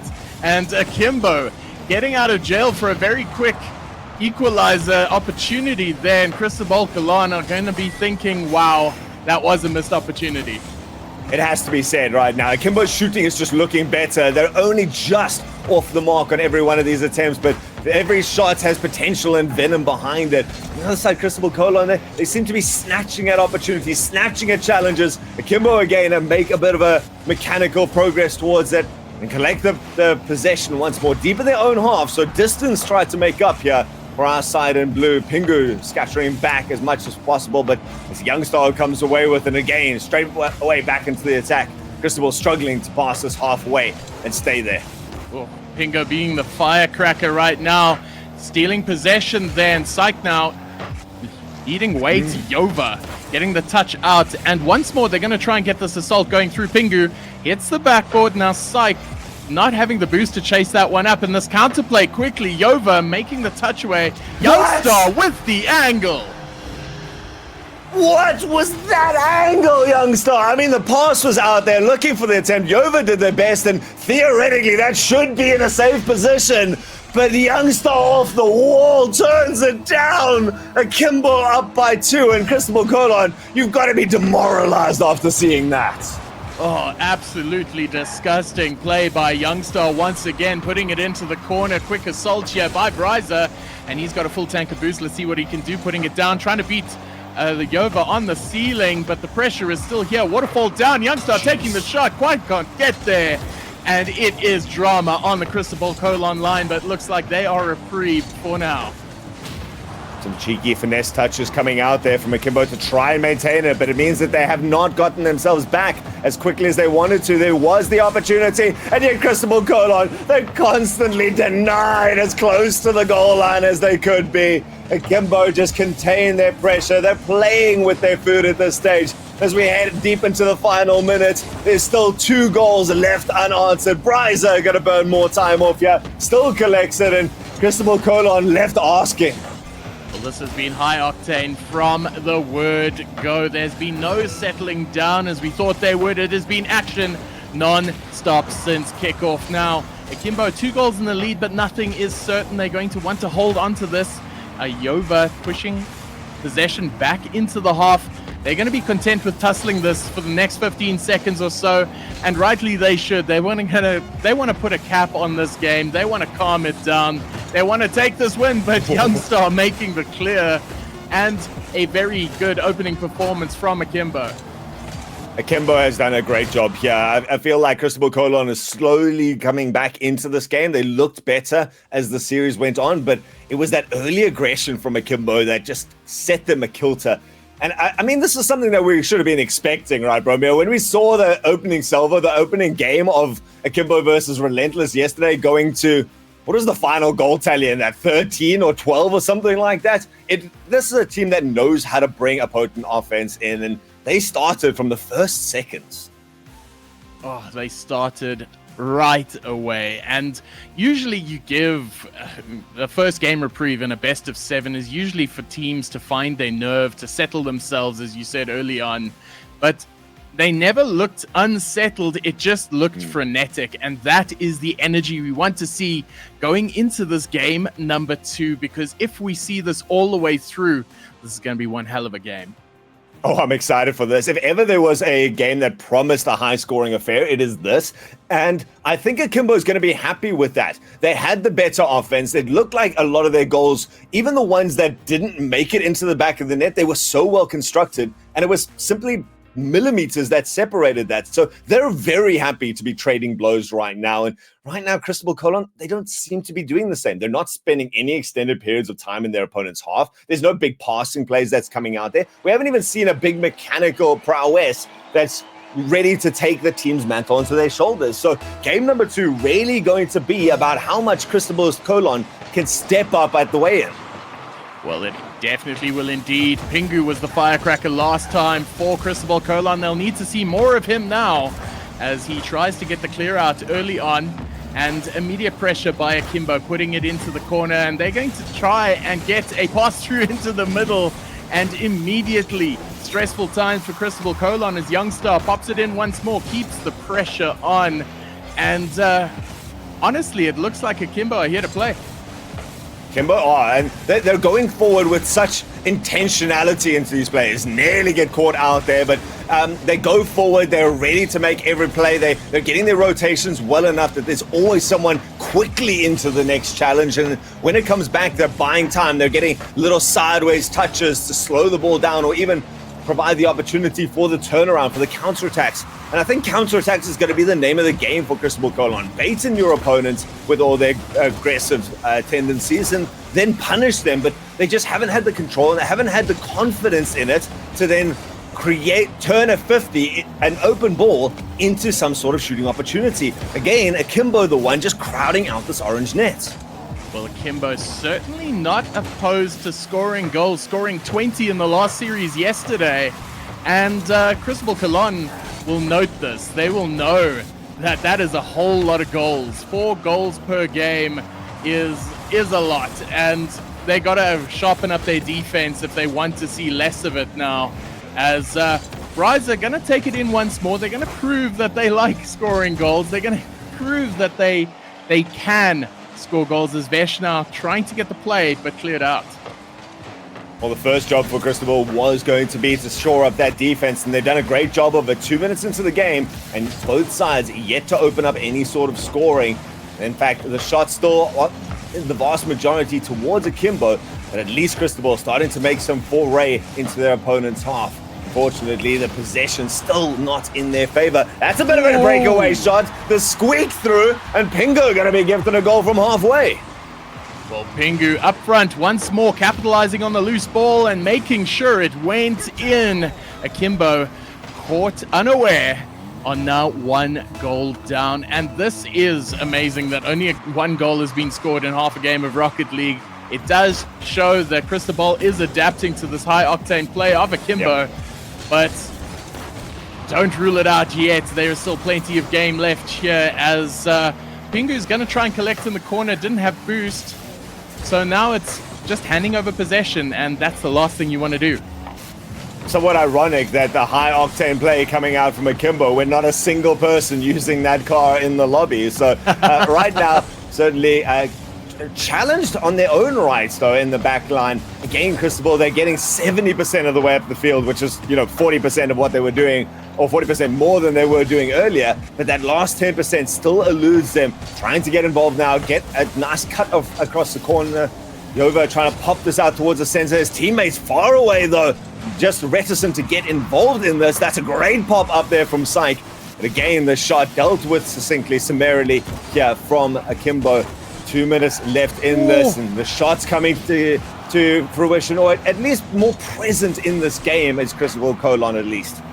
Well, Cristobal Colon are going to walk away feeling they should have scored something there. They've had the lion's share of possession, and they mounted an attack that just didn't have a point on it. Now Yova, starting from the back, doesn't have the touch though, and a shot is going to come off here. The pressure is being immediately responded to by Akimbo, and they need to score a goal now. Another minute has transpired without any goals, and Cristobal Colon are going to be happy with that.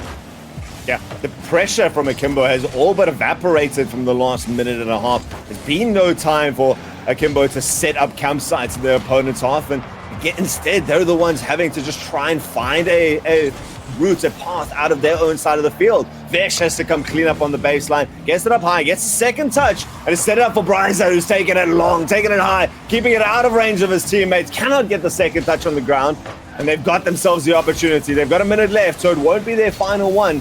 And thankfully for them, as Cristobal Colon on the backs of Yova does start to get distance back down there, burn more time. Bryza with a nice touch, sends it up high, but it's difficult to read, and Youngstar does his best to find his teammates.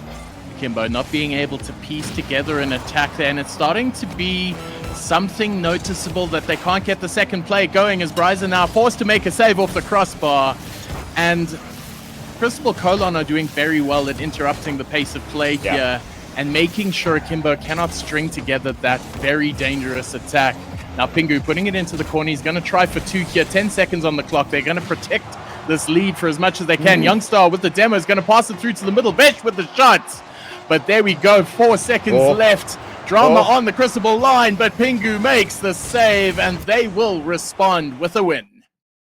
Well, you know what, Bromeo? Greybeard was very confident in saying that casters have absolutely no power in this game. And as soon as I say this is going to be a high-scoring affair, we're relegated to a single goal in this. But what a change to the dynamic of this series. I mean, it really still felt like Cristobal Colon was pulling everything out of their back pocket that they had to bring this goal to their advantage. I mean, they put on far more shots than they had in the previous game, and in fact, more than their opponents, still being forced to make a couple of saves themselves.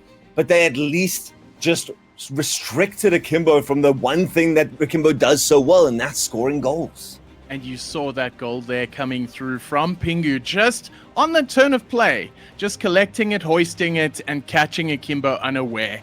And it sometimes just is that simple, reversing the pace of play and getting the goal in. They outscored their opponent 1-0 in this game, and that is highly unlike Akimbo. So they are going to be taking this time in between games just to say, hey, let's return it, let's make these passes count, let's get our goals in. We know we can do it. But with a one game apiece, both of them having secured one now, both of them are going to be feeling confident, Alt. Yep. And I think that this was not Akimbo letting off the pace at all. This was all up to Cristobal, who've changed the dynamic where they were working from their own backline. And a big part of that was their ability to clear the pressure out there. There was not that extended periods where you're starting to see Cristobal reduced to 0 boost and frantically diving around because they're just wanting to get anything on the ball. Akimbo was still trying to bring that forward, but they were challenged earlier. There was better contention at the halfway mark. There was more of a chip and a methodical mentality coming out of Cristobal, and that's what you really want to see for a team that has been under pressure up until now. So like you say, a game apiece right now, the entire series blown open, and this is why I said in response to Mark's very confident prediction, this game is still very much up for grabs. Well, Cristobal securing the reset now. They have put things tie as an early shot goes wide by Bryza, not being able to get the touch, but the redirect there, almost finding legs. And it is going to be one of those games now that Both teams have secured themselves a win. Both of them have gotten off the mark. It is who can stamp their game style on this game more effectively now who will take the win. I think that's going to be a big part of the dynamic of the series as a whole over the best of sevens, is anyone who can bring this game confidently into their hands will really set the tempo for the rest of it. And Cristobal Colon, they're going up aggressively from the beginning. That's a great attempt off the backboard, but so difficult of an angle to try and get right at the end. Can't manage to bring it down in time. Bryza taking it for Ray down towards the other side of the field. Sets it up. Vesh can't get anything on it and forces Bryza back into it. He thankfully did pick up that 100 boost in the corner and pulls two of his opponents there. There's the physicality once more from Youngstar. Sets it up, and Psych on the baseline can't make an effort towards this and gives the free goal up to Vesh. Well, Macht was saying before the game that Cristobal Colon love to play with that Spanish flair. They like to play with, as far apart and as quickly as possible, but it is Akimbo busy playing with that aggressive freedom that gave them that goal there. They are on point, they are on the ball, they are all over the place, and Cristobal has to respond somehow. And that was something that they were really struggling to do in game number one. I mean, that game number two, they still only won by a single goal, so yet to put on a show, an offensive powerhouse in this series. So they are gonna try and make sure that they don't give up any more of a lead to their opponents, but Akimbo at least settles their nerve. It's always difficult to come back when you've been restricted for 5 minutes to a clean sheet. So they've at least broken that deadlock for themselves, starting to link up together. Bryza passes towards Vesh, and the team looking again a little bit more synergistic. Akimbo was starved for boost for a good time of that. They've just been keeping up the pressure, electing to keep possession rather than chasing a tank full of boost. And right now it's not working out for them as they are fielding another shot coming through. And Pingu, being the firecracker scoring the last goal for Cristobal Colon, is going to lead the attack here as he's done so well. But Akimbo have been looking pretty solid on defense too. Yep. I mean, both these teams have certainly settled those nerves that we wanted to earlier. Game number one was chaotic, and it seemed to just be whoever came out from the... What? Okay, I didn't see Psych on the side there. That was dangerous, and still the counterattack doesn't come out. Akimbo finally coming together. This is the worrying trepidation and consternation that we were seeing from Cristobal in the beginning. They finally managed to wrench themselves out from the back line, but Akimbo straight away back into the attack. Bryza with a great touch. Power to follow that off. Just catches the back line of Cristobal off guards, and one little touch. Bryza wasted zero time, and everyone had to just watch as that trickled in over their heads. Oh, Pingu unfortunately being too close to the play, and Psych catching the boost on the way out, or is it Yova? So unfortunately the backfield was wide open for Cristobal, and Akimbo didn't need a second chance. They shot it over the top, and there we had it. It is those simple, effective, and pressure-played goals that we are seeing coming out of Akimbo now. They're playing a high-pressure game style, and Yova coming out with a little bit of magic here, almost getting the shot in. Now Pingu taking another, but pushed away by Youngstar. Oh, the pass was good. The shot is even better. Ricochet off the crossbar, and then there was a desperate attempt at Akimbo. The ones now left scattered on their back line. Shot coming off the post there, and Psych took his opportunities. And they've recovered one goal. They just need another. They've still got 90 seconds left on the clock of this game number 3. It is still anybody's game, and they are going to back themselves to take it. Yova coming in with a fake, passes it off to Pingu. Pingu now just needs to beat one, but Bryza getting the clear. Great aggressive challenge coming out there from Bryza. He is so quick into every one of his movements. A decisive player if we've ever seen one. And he's got the teammates there and the trust in them to always go for those. Great pickup by Vesh there. Controls it, slows it down. Tries to pass into the center to find Youngstar. Can't do anything with it, so has to try and reinforce it on the sidelines there. Again, an Akimbo player, the first one to meet the loose ball. Tries to pass towards the center. Pingu with a creative use to skirt it past the danger zone of the open net. Still Akimbo. They are coming forward with 45 seconds left. It's a desperate attempt. Cristobal goal on the shot is good, but it's straight into the waiting arms of the defender.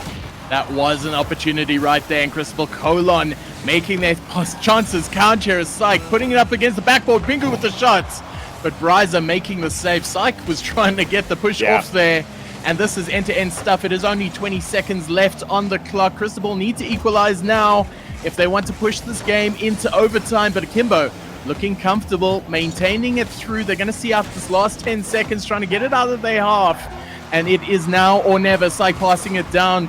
Pingu trying to get the shot in. It passes wide. That is going to be a missed opportunity, but Yova keeping it in. Pingu up against, keeps it up.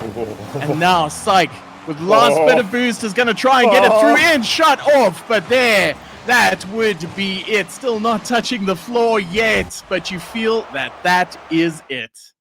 Yeah, I mean, the last 20 seconds into that just felt frenetic here from the side of Cristobal. They were desperately putting everyone close enough to make something happen, but without a clear game plan. Akimbo managed to hold strong with their Bastion, and led by their sub Vesh, who put in that goal, maintains his stats, managed to come across again just by a single goal though, Bromeo. And it really does now feel like Akimbo is 10%, maybe 5%, half a step above their opponents.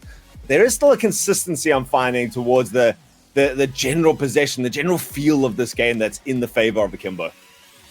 And what a game that was, and so well played by Akimbo. Just the game management from them. They never looked truly rattled.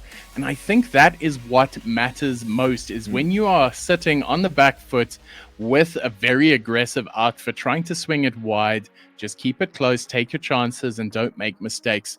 Akimbo scoring both of those goals off an over-eager Cristobal Colon attack. Ultimately proved the difference maker, Alt.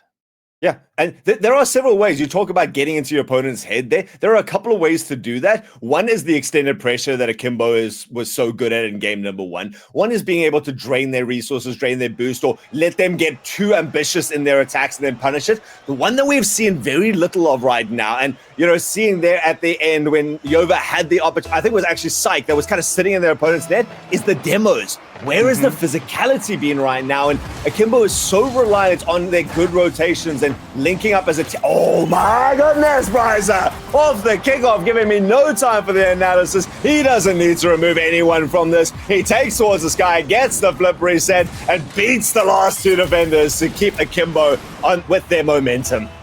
Well, standard kickoff strats there, but brilliant execution there from Bryza, making that opportunity count. If you win your kickoff, you need to make it count. You need to take that opportunity, and Bryza did just that once more, trying to repeat it once again. And look, Akimbo are going to hold on for as long as they can, but Yova getting the goal in, and I think that was a push away. I think it was by Pingu. Yep, this is exactly the play that I was looking for. Ask and you shall receive. Pingu skirting there, being the enforcer for the team. And it was just a single defender to beat. Now there's no one. Cristobal Colon, they come back into this. And it's only taking them a couple of seconds. The pass down is good as well, but the final shot just off the mark. Well, that is the Spanish flair right there, as Akimbo will count themselves lucky that shot didn't land through, as once again, Cristobal launching an attack, but Bryza there with a good read, meeting it halfway. So Akimbo now being able to launch another attack through. Oh, Youngstar in the corner to read that, and immediate pressure by Akimbo. Again, Youngstar's angles are something to be reckoned with right now. That time, his shot was just dealt with by his opponents, but he's at least created the space. He's pulled everyone out. Bryza tries to loft it towards the center. Youngstar wasn't in the best position, but he has at least regained this and maintains composure to try and destroy that of his opponents. Youngstar definitely working the angles, but it has been Bryza off the ceiling for the most part, trying to take advantage of a very ground-based Cristobal Colon, as once more they contested in midfield, and passes are just not quite working through, but these have been very tight affairs, and that might be the reason why.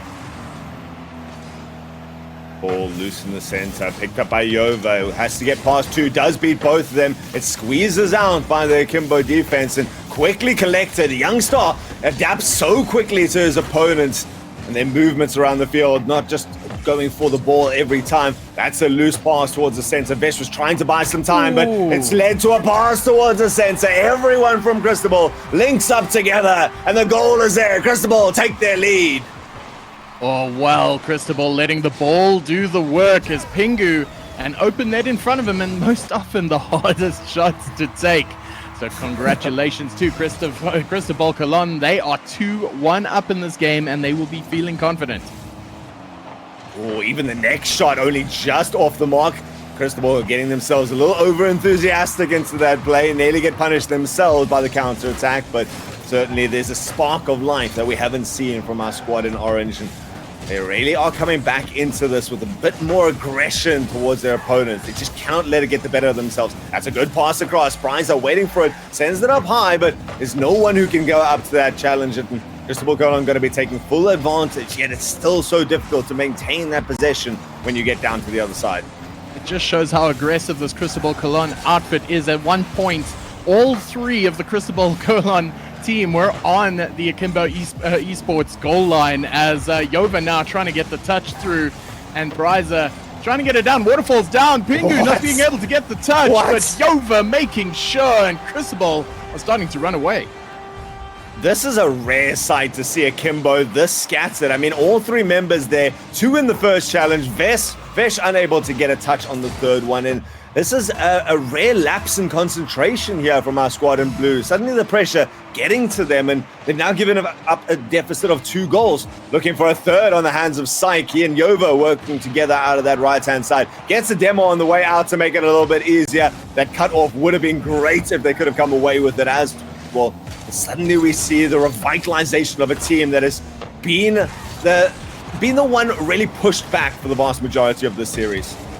Pushed back is the key. Cristobal Colon now allowed the freedom to play their style of Rocket League, very expansive, very wide, as Cristobal Colon have taken all advantage of a very loose ball. So Akimbo needs to tighten it up now, go back to their brand of tight, ruthless Rocket League, as once more the ball is hoisted far wide, and that suits Cristobal Colon just fine. Pingu now trying to fight this out the corner under duress from his opponents, but can't get away with it. Did a lot to keep it there and has bought his team the time that they need to be in position when the shot eventually pops out. Still waiting for that opportunity to present itself as Vesh continues to carry it well. Yova with the best first touch he can, but he lets it go on the second one and can't continue with that. He's given away the possession. Youngstar slowly baits his opponent into this one. Bryza unable to cut this off as it squeaks out. Cristobal Colon, they're going to be most happy with the fact that in the final minute, they're still 2 goals up. Akimbo now frantically trying to find something in it. They've brought everyone into the fray, and now they have to skirt back. Bryza has to make a save. Well, Pingu displaying just now, soaking in all of that aggressive intent, pulling the players up only to play it over their heads.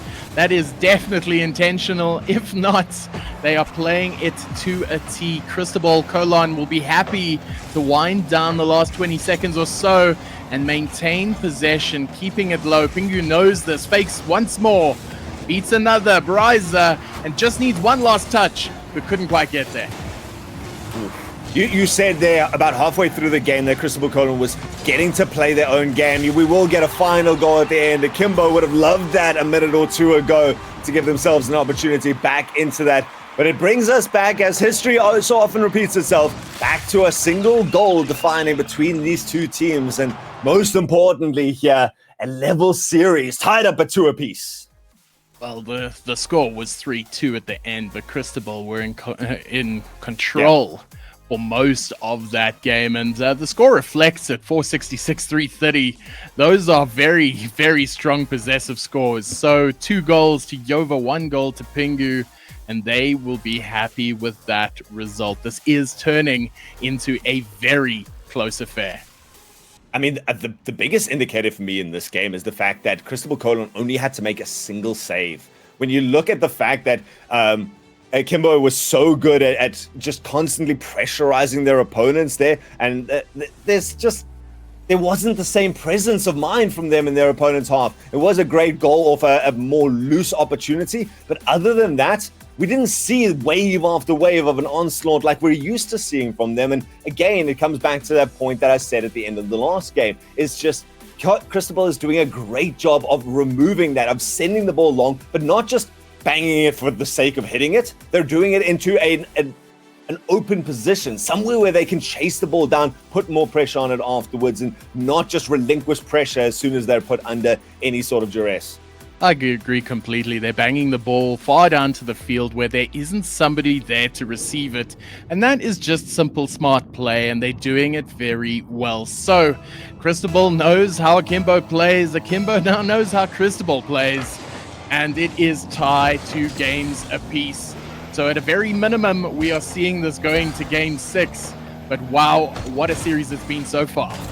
It has been fantastic, and like you say, each team is starting to get the measure of their opponents, and it's about which team has more to call on, which team has more depth as we take to the salty shores for game number 5. With this deadlocked series in front of us, Psych, the most quiet of the members of Cristobal Colon, gets a nice early bit of possession. Pingu going to take this off the hands of Yova, looks for the flip reset, slows it down, sets it up for the pass. Yova unable to muscle it through his opponents, and instead Akimbo now get their break away for their coercion at their opponent's net. Been frenetic ever since we started this series, and they're showing no intention of it now. The ties of the scores have tightened up a bit, but the intent has not, as Yova makes it clear there fastly to make sure that it stays out of the Cristobal Colon half, as Akimbo likes to play pressure tactics. They like to maintain possession, and pass coming up here, but a double commit by Vesh and Bryza possibly spoils that attack. It's possibly the best opportunity Akimbo have had this whole game. Yep, and I think that is a signifier of how much pressure Akimbo is feeling right now. They see their opportunity. They know that if anyone can get a touch, then they'll have their goal to their advantage. There was no one else left, so they throw 2 members at it. Cristobal, though, they see that, and they were so close to taking that counter-attack goal. So Akimbo needs to try and get their composure back under their belt. They're instead being beaten time and time again. The pace of Cristobal up to the task and beating them out, or at least preventing the freedom of their opponents to do what they want, even keeping their composure to make sure that they don't dive into this. They are feeling very confident coming into game number 5. And this game number 5 is turning into a bit of a pressure cooker as the game remains scoreless after 2 minutes. So almost approaching halfway, and they have been put under immense pressure, both sides. Cristobal Colon currently enjoying the possession stats as Psych puts through the ball, trying to get through, beats Vesh. Bryce is going to get the touch though, but not out of the woods yet, as Yova trying to pass through once more. Pingu to collect. And it's just been slow, methodical, play it, pass it. Pingu trying to get the beat, but Youngstar almost getting the return shot there. That was actually a great attempt for the counter-attack. Pingu seems to be going for a lot of these big solo mechanical plays, looking to be the spearhead of his team, but losing control of it too often just removes those pressure. And right now at these depths, the pressure is that differentiating factor between the teams. Optimistic jump there from Akimbo, sending 2 players into the same position. They are unlucky to come away from that with their ball still in their possession. Vesh now trying to turn around. The pass attempt was there, and Youngstar just can't find any paint work in terms of contact with that ball, and gives away their opportunity. Still both of the teams close there and thereabouts in their opportunities. Well, the score lines are getting tighter. The games are getting more intense. The pressure is building, and both teams are feeling it. It is 1 minute 30 left in this game. No goals scored yet, but the crucible is binding as Pingu trying to get the ball out here, but Youngstar has some plans, puts it into the corner. Yova not being able to get the clear, and the pass through to the middle. Youngstar not able to receive, and luckily Pingu can get a clear. Yeah, I mean, at that stage, Bryza was also looking to get involved in that attack, and so it would have been the best time, but they've at least found their progress down to the other side of the field. Great 50 from Psych, keeps it there. Vesh, the youngster out of the collegiate scene, doing a great job of maintaining that presence. Then again, he's so good at changing up the tempo right now. Psych with the carry, only just denied the outside of that net. Has to rotate back now as his teammates try and find some sort of progress and possession in the center of the field. Nice touch again from Cristobal, but it has no distance on it as Vesh once more gets involved through the area. Well, there we go, an attack coming to naught as Cristobal Colon maintains an assault on Akimbo, and it has been just like this, an exchange of possession with opportunities coming not often as a shot comes off there, but padded away, and Pingu not being able to come away with the silverware there. Youngstar now playing the shot in, but Yova making it back in time, and shots are pinging across, and Vesh will possibly take the winner as the pressure finally made Cristobal's defense crack with a well-placed shot. The power, in fact, I think that was a team bump. Pingu jumps off the wall and may have removed Sykes from the equation there, but it really came down to Vesh. He's been spectacular as a midfielder there, both on the defense, just staying a little off the line to be able to intercept anything, and his potency in his shots has been incomparable in this game. He gets them the one goal that they need, a single goal that's differentiated the last 4 games, looking for that extra one. Now it's up to Cristobal to try and keep this alive. Pingu does it well with that, sends it up high. Youngstar and Bryza on the back wall, looking to just find some contact with the ground. It is going to be Youngstar again linking up with Bryza. They found the length of the field on this to make it even harder for Cristobal. Psych pulls it up, and there is no way this carries all the way. They link it together. The boss is there. Psych going to be there for the shot. Youngstar will get to it. They do it. What, 20, 30 seconds after the buzzer. Cristobal Colon keep it alive. Absolutely incredible. I thought this was done and dusted, but Cristobal Colon making sure this goes into game 5 overtime and giving themselves another shot at taking this game out of Akimbo's hands. Man, when we saw game 1 overtime in the first game of the day, Greybeard did say that we were in for a long Sunday, but what more could we want than Championship Sunday taking us the miles right now? It's so good to see these two teams just constantly finding more, desperately coming together as a unit and never giving up. The tenacity is fantastic, and I mean, they don't just bring it to overtime. Cristobal Colon gonna take the game. They absolutely snatched this from Akimbo. This was a smash and grab. A theft has taken place, and Cristobal Colon is to blame. Akimbo are going to feel very shortchanged, having lost out this game number 5 in an overtime, where the only goal scored during regular time was by Akimbo, and that was insane. Wow. After a 20-second overtime, after a 20-second zero shot clock, and finally getting the goal in for Cristobal Colon, the way that they ended it was incredible. That is amazing. And considering the length of the series and how, it was 17 seconds left on the clock, we were still sitting at a deadlock.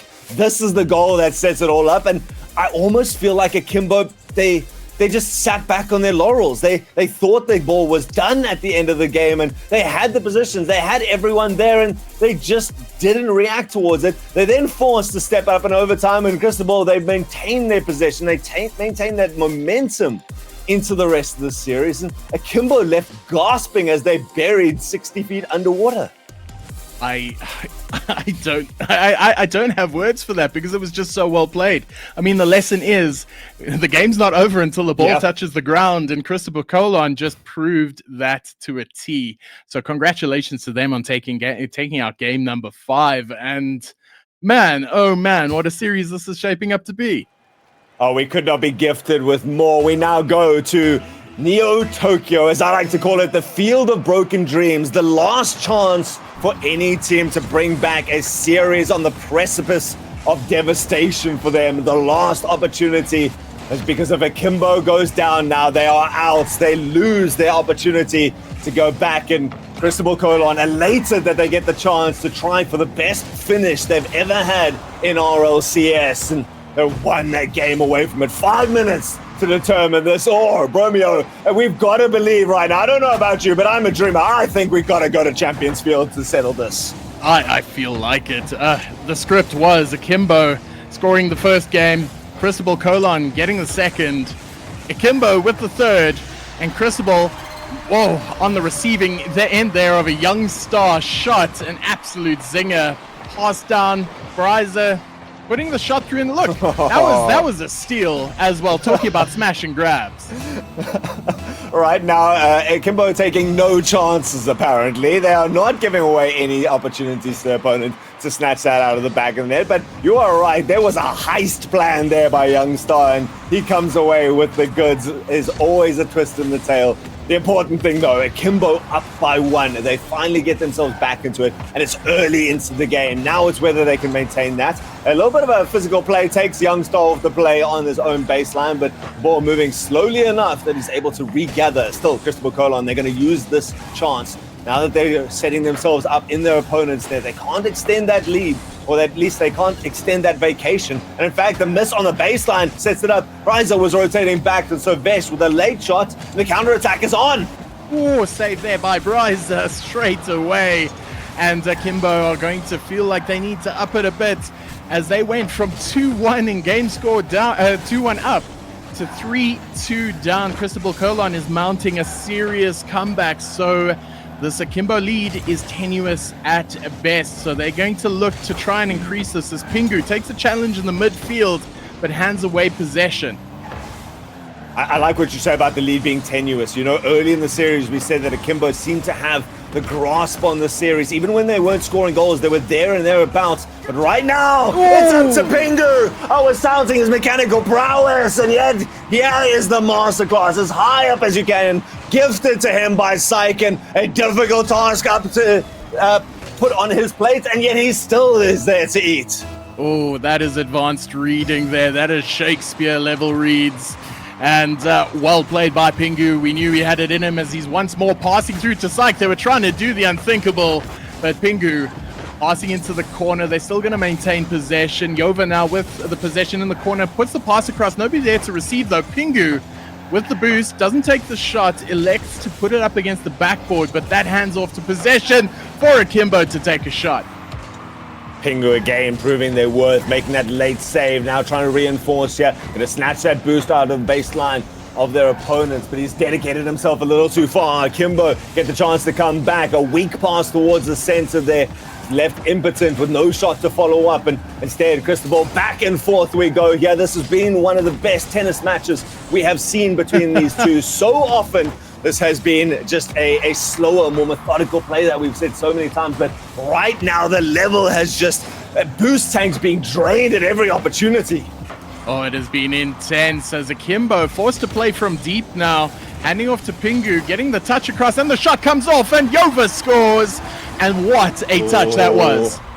Oh, the series slipping away from Akimbo. The broken dream starting to be a waking nightmare for them.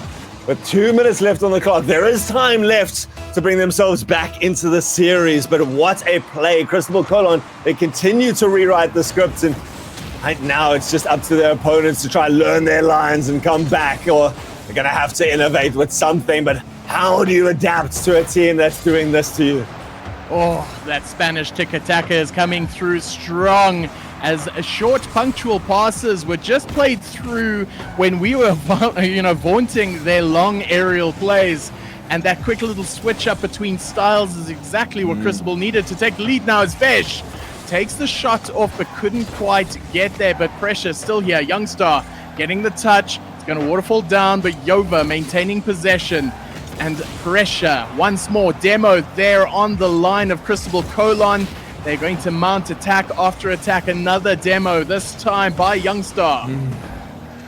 And it really does seem like Akimbo being forced back. They're trepidatious to get involved with anything. They're reacting to their plays, whereas Cristobal Colon, they get these tight little 1-2s that you talk about, that staccato progress up the field that just shuts down any opportunity to read the game or to dedicate with confidence into any of these challenges. Pingu once more into the air, takes it over to, gets his teammate involved there, but Vesh once more, the stalwarts in the defense, up to the task, forces Youngstar to make a second save. They're all going up, they push up as a unit on that left-hand side, but they cannot get any further. They've got 30 seconds left to bring this back. Oh, shot coming off. Can he get the shot in? Yes, he can. Bryza scores the equalizer with 25 seconds left on the clock, and it couldn't have come at a better time with Youngstar getting that demo on the line. That was a full team play. Both of these teams showing a never say die attitude. It's 30 seconds left and they decide to invest everything that they've got left. It's come to their benefit. Vesh with a kickoff opportunity. He sinks it in. This game is not decided, not by a long shot. Oh my word, we were talking about smash and grabs. This is looking really, really incredible right now from Akimbo, reversing the fortunes. They are now 3-2 up. It is 20 seconds left on the clock. All they need to do is keep it in the Cristobal half, and they are safe. Demos popping off all over the place. Pressure, bumps, drama. This is 10 seconds away from game number 7, Champions Field, unless Cristobal can make a count now. And Yova taking the shot off, hits the bar, Sight taking the shot, and this is close to an overtime, but the ball is still up in the air, and there we go. Akimbo is looking good. Oh man, Bromeo, this is the first time we've ever gotten to broadcast this on DSTV, and so there's probably a lot of people out there watching Rocket League for the first time. And you know, when you consider that most esports are 30 minutes, 40 minutes, sometimes over an hour, a Rocket League game of 5 minutes seems like a quick affair. But the amount of laser focus at every single moment that is required is exhausting right now. I am sitting on the edge of my seat. I cannot imagine what has pushed these two teams right now, and it really is that single lapse in concentration coupled with a fortuitous kick-off goal there sunk in by Vesh, and it takes us, as it so fittingly should, to Championship Field. Oh, I love me a little Champ Field. This is a fantastic game to watch because they are two different contrasting styles. The expansionist Cristobal and the brutal effectiveness of Akimbo. And it is just so good to watch. And neither style is trumping because it is now 3 games apiece. So whoever wins this next one takes it. It is that simple. It's that simple. It's that simple and that complex. The requirement here is at the end of 5 minutes, be up by goals from your opponents. And of course, we're going to start with a pause there just to delay this a little bit longer there. But Bromeo, I mean, right now we've seen the teams change. It feels like there's a different squad rocking up game by game right now. We saw such a passive Cristobal in the beginning, such a scattered defense from them. And then by the end of it, there was a single mind controlling 3 cars, linking up together. They were into attacks and into challenges so fast. Akimbo looked so good at the beginning, and now they're taking it more as a solo play opportunity and forcing plays as opposed to just reading the ball with such finesse like they did earlier.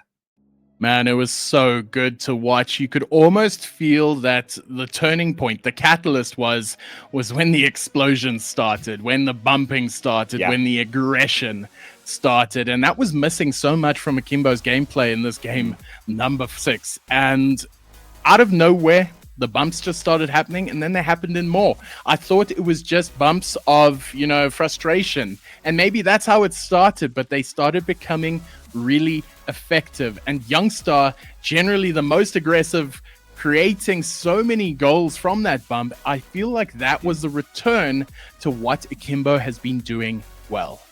Yep, and we've seen a similar sort of story from Cristobal coming out there. Pingu has been a demon skirting around the entire field, making big movements here and there, and he's always backing up someone on the ball. Even if he can't physically be there touching it, he's trying to look for that little bump. He's trying to go in the air, and then once he's finished with his part of the play, he's there for the next one. But here we go, ladies and gentlemen, boys and girls, Rocket League at its finest, a do-or-die match. Championship Field for the last attempt for both these sides, and it's going to be starting with Vesh. He did it in the last game. He's going to do it again. It takes 4 seconds through the air.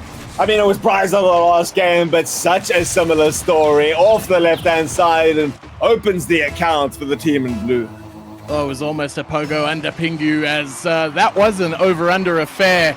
And rightly said, kickoff return. Okay. And just like that, we are talking about a suspense and waiting as we waited for the referee to unpause this game. And now it is suspense in playing, as both teams have opened their account in the first 20 seconds. I mean, we got to see what promised the rest of the series to be a bare-knuckle brawl between these squads, and the rest of the story relegated to a polite conversation, if you'll say that by comparison. But this game, it feels like everyone's putting all on the line. Someone is not going to be standing at the end of this, but both of them are going to take their blows against them. So Cristobal Colon going to be happy that that leave evaporates the first couple of seconds afterwards. And again, Yova looking to just completely remove his opponent from the equation. Youngstar trying. He was looking so good in his mechanics. He saw in game number 1 that great redirect from an acute angle, but he hasn't looked as clean on his touches so far. It might be the nerves, it might be the fatigue, but he's got 4 more minutes to get it right, and Akimbo finally finds some presence on their opponent's side.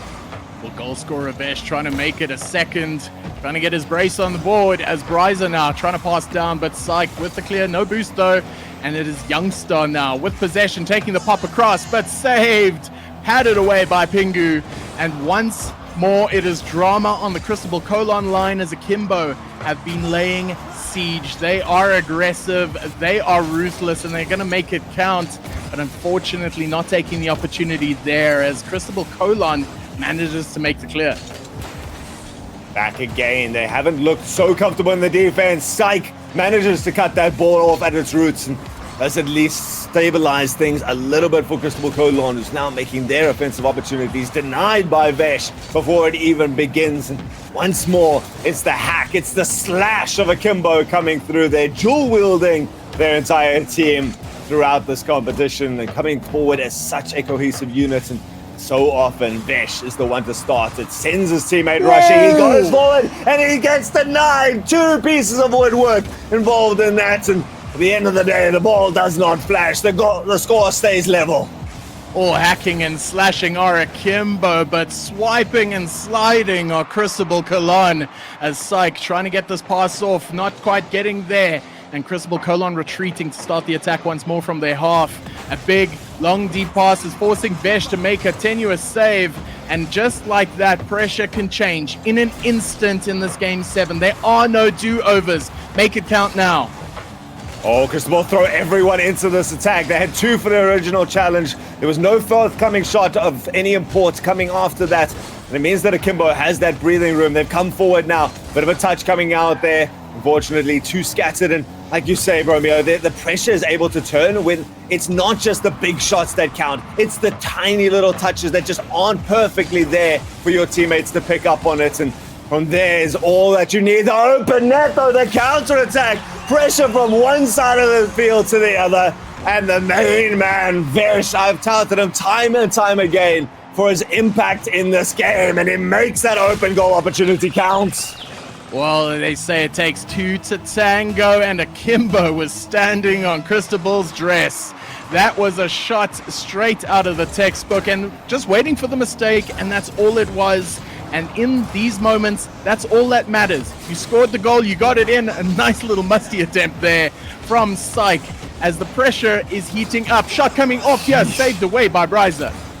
Again, forcing all 3 members of the Akimbo squad into that defensive effort, and they still only squeak it out. It means that there's lacking there. And the bounce, the double tap of the backboard. Yova, you beauty! Crazy shot there, played across. Yova making it count, rocketing into the goal, and there you have your reply. Cristobal is now dancing with the lead. Oh, I mean, right now, there's no more fitting end to this. I would not have wanted to see a sweep for game number 7 right now, and we're being promised anything but deadlock, back and forth, the blows flow, the pendulum is just set on. I mean, this metronome is ticking like a furious clock right now as it swings. We head to the final minute. 60 seconds is all that differentiates this team, and it almost feels like a single goal, a single mistake is going to send someone home. Man, I am running out of breath, and they are running out of time as much as we are running out of metaphors. It is 45 seconds left on the clock. It is 2 goals apiece. You feel whoever scores now will want to hold on to it for dear life, because Game 7 overtime is where nobody wants to be. Oh, I want to be in Game 7 overtime, Bromeo. The players certainly don't, but I want to see this fought tooth and nail as it has been for so long. Comes off the roof. Desperate attempt. Bryson does spectacularly well to keep that out to prevent any forthcoming shots, and hands off to Vesh. Goes into the corner, pulls two with him, and so it gives Bryce the opportunity, sends a difficult pass down there. It's an impotent clear. The second shot there without the venom, sets it up for Youngstar. He gets one touch, he puts it down. Bryce can't come forward. It's going to be touching down. Game 7 overtime looms right here, but we don't know. This has always been something to hold your breath until the very end. Akimbo with one more chance. Vesh going to set it up into the air. Pingu off the wall, sends it to the floor, and as fitting as it could be, we have our Game 7 overtime. Oh, Cristobal happy to see that touching the floor. And Akimbo trying to get it in as now Psych tries to get off the backboard. This is iOctane. There is no more seconds. We are living in borrowed time as Bryza now gets the pass off across. Vesh tries to get the shot, but Yova, they're trying to receive. Bryza with the shot across. Psych with no boost gets the clear though. Passes off to Pingu, who gets the redirect. It is now back in Akimbo's half, and it is 30 seconds into overtime. This is going to be one of those goals that could come at any stage. The opportunities are fast and furious, and I hold my breath for seconds at a time. I just feel like this Bromeo is going to come out of nowhere, as every one of these chances has the potential to offset this entire series. It's the last movement that counts, and until then, both teams going to get involved. Extended period there for Akimbo, but they come to naught, and Cristobal Colon, they're wanting their chance at the cake. Oh, there is no further chances. Whoever scores now goes into the semis, and that is it. We are now 1 minute into overtime, and nobody is breathing. We aren't breathing. The players are not breathing. They are just playing for all they are worth. Pingu with the possession, 0 boost though, and they need to launch an attack from deep. Yova trying to get the pass in and get it. Oh, shot coming across, and there it is! Cristobal Colon securing the win in Game 7 overtime, and it was the shot by Pingu. Oh, the pass and the carry from Yova sets it all up. The nerves were there. They were frayed already for Akimbo. Akimbo yesterday was forced to take Game 7 overtime to beat out Relentless, but they cannot repeat the miracle. That's all you get for your lifetime. And Cristobal Colon, they would have loved to have done it in game number 6. They are forced to take it to game number 7, and yet they still come out the victors. This series, there was just so much in it. And oh my goodness, Bromeo. Oh my goodness, panel. What a series to take us on Championship Sunday.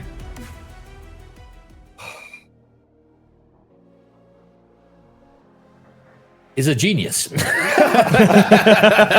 we really giving him that designation? Really? Listen, it was quite something to go. He went against everything. I mean, literally, the panel, the extra caster, Twitch chat. What a performance! But it has to be said, my goodness, Akimbo, they like their Game 7 overtimes. That was quite something, Buckfish. Everything for the content, right? And I mean, it was brilliant as far as the content is concerned. Game 7 OTs, they just have that specialty about them, right? It doesn't really matter who plays, because, it's close, it's tense, and that's what just transpires a great series. This coming from the man who said this was going to be a 4-1 easy series. No, wait, hold on. No. I just pass on what Youngstar told me, right? I'm simply a messenger. You'd never go against the messenger. Well, to be fair, Youngstar had exactly the same prediction for the game against Relentless, where he was like, 4-1 easy, and then it went to Game 7 overtime. But yeah, banger content, and yeah, congratulations, Cristobal. I mean, they did what they had to do, and there was, however, a sense as the series went on. After Game 2, you sort of had a feeling, oh, this might go all the way. Game 3, there was a point, probably early in Game 5, where there was just a sense of inevitability about it. It was like, Yeah, this is going all the way. We're going to have Game 7 here, but wonderful to watch, to be a part of, and see, Bromeo's still got to learn to be very excited and breathe at the same time. But you came through the other end, Bromeo. Well done. Oh man, that was a game and a half, and I'm grateful that I can now go and practice my breathing exercises elsewhere. But honestly, that game was so good, and I feel like that turning point you were talking about was a point where Sykes started to get confidence, because Pingu was popping off the entire game. He was aggressive, and he was always there at the forefront of the play. But it was when Sykes was able to take those ceiling passes, when he was in essence enabling Pingu to play to his game style, that was when the game started to flow, and that is when the goals started coming for Cristobal. We've had 2 series, 2 down, 3 to go. So we have our top 4. Akimbo make their exit along with Labosh. They will go forward to play, Akimbo will be going forward to play Hay with Riz in the second semi-final. And that will be after our next fixture, which is going to be Foot Esports versus Limitless. 4 teams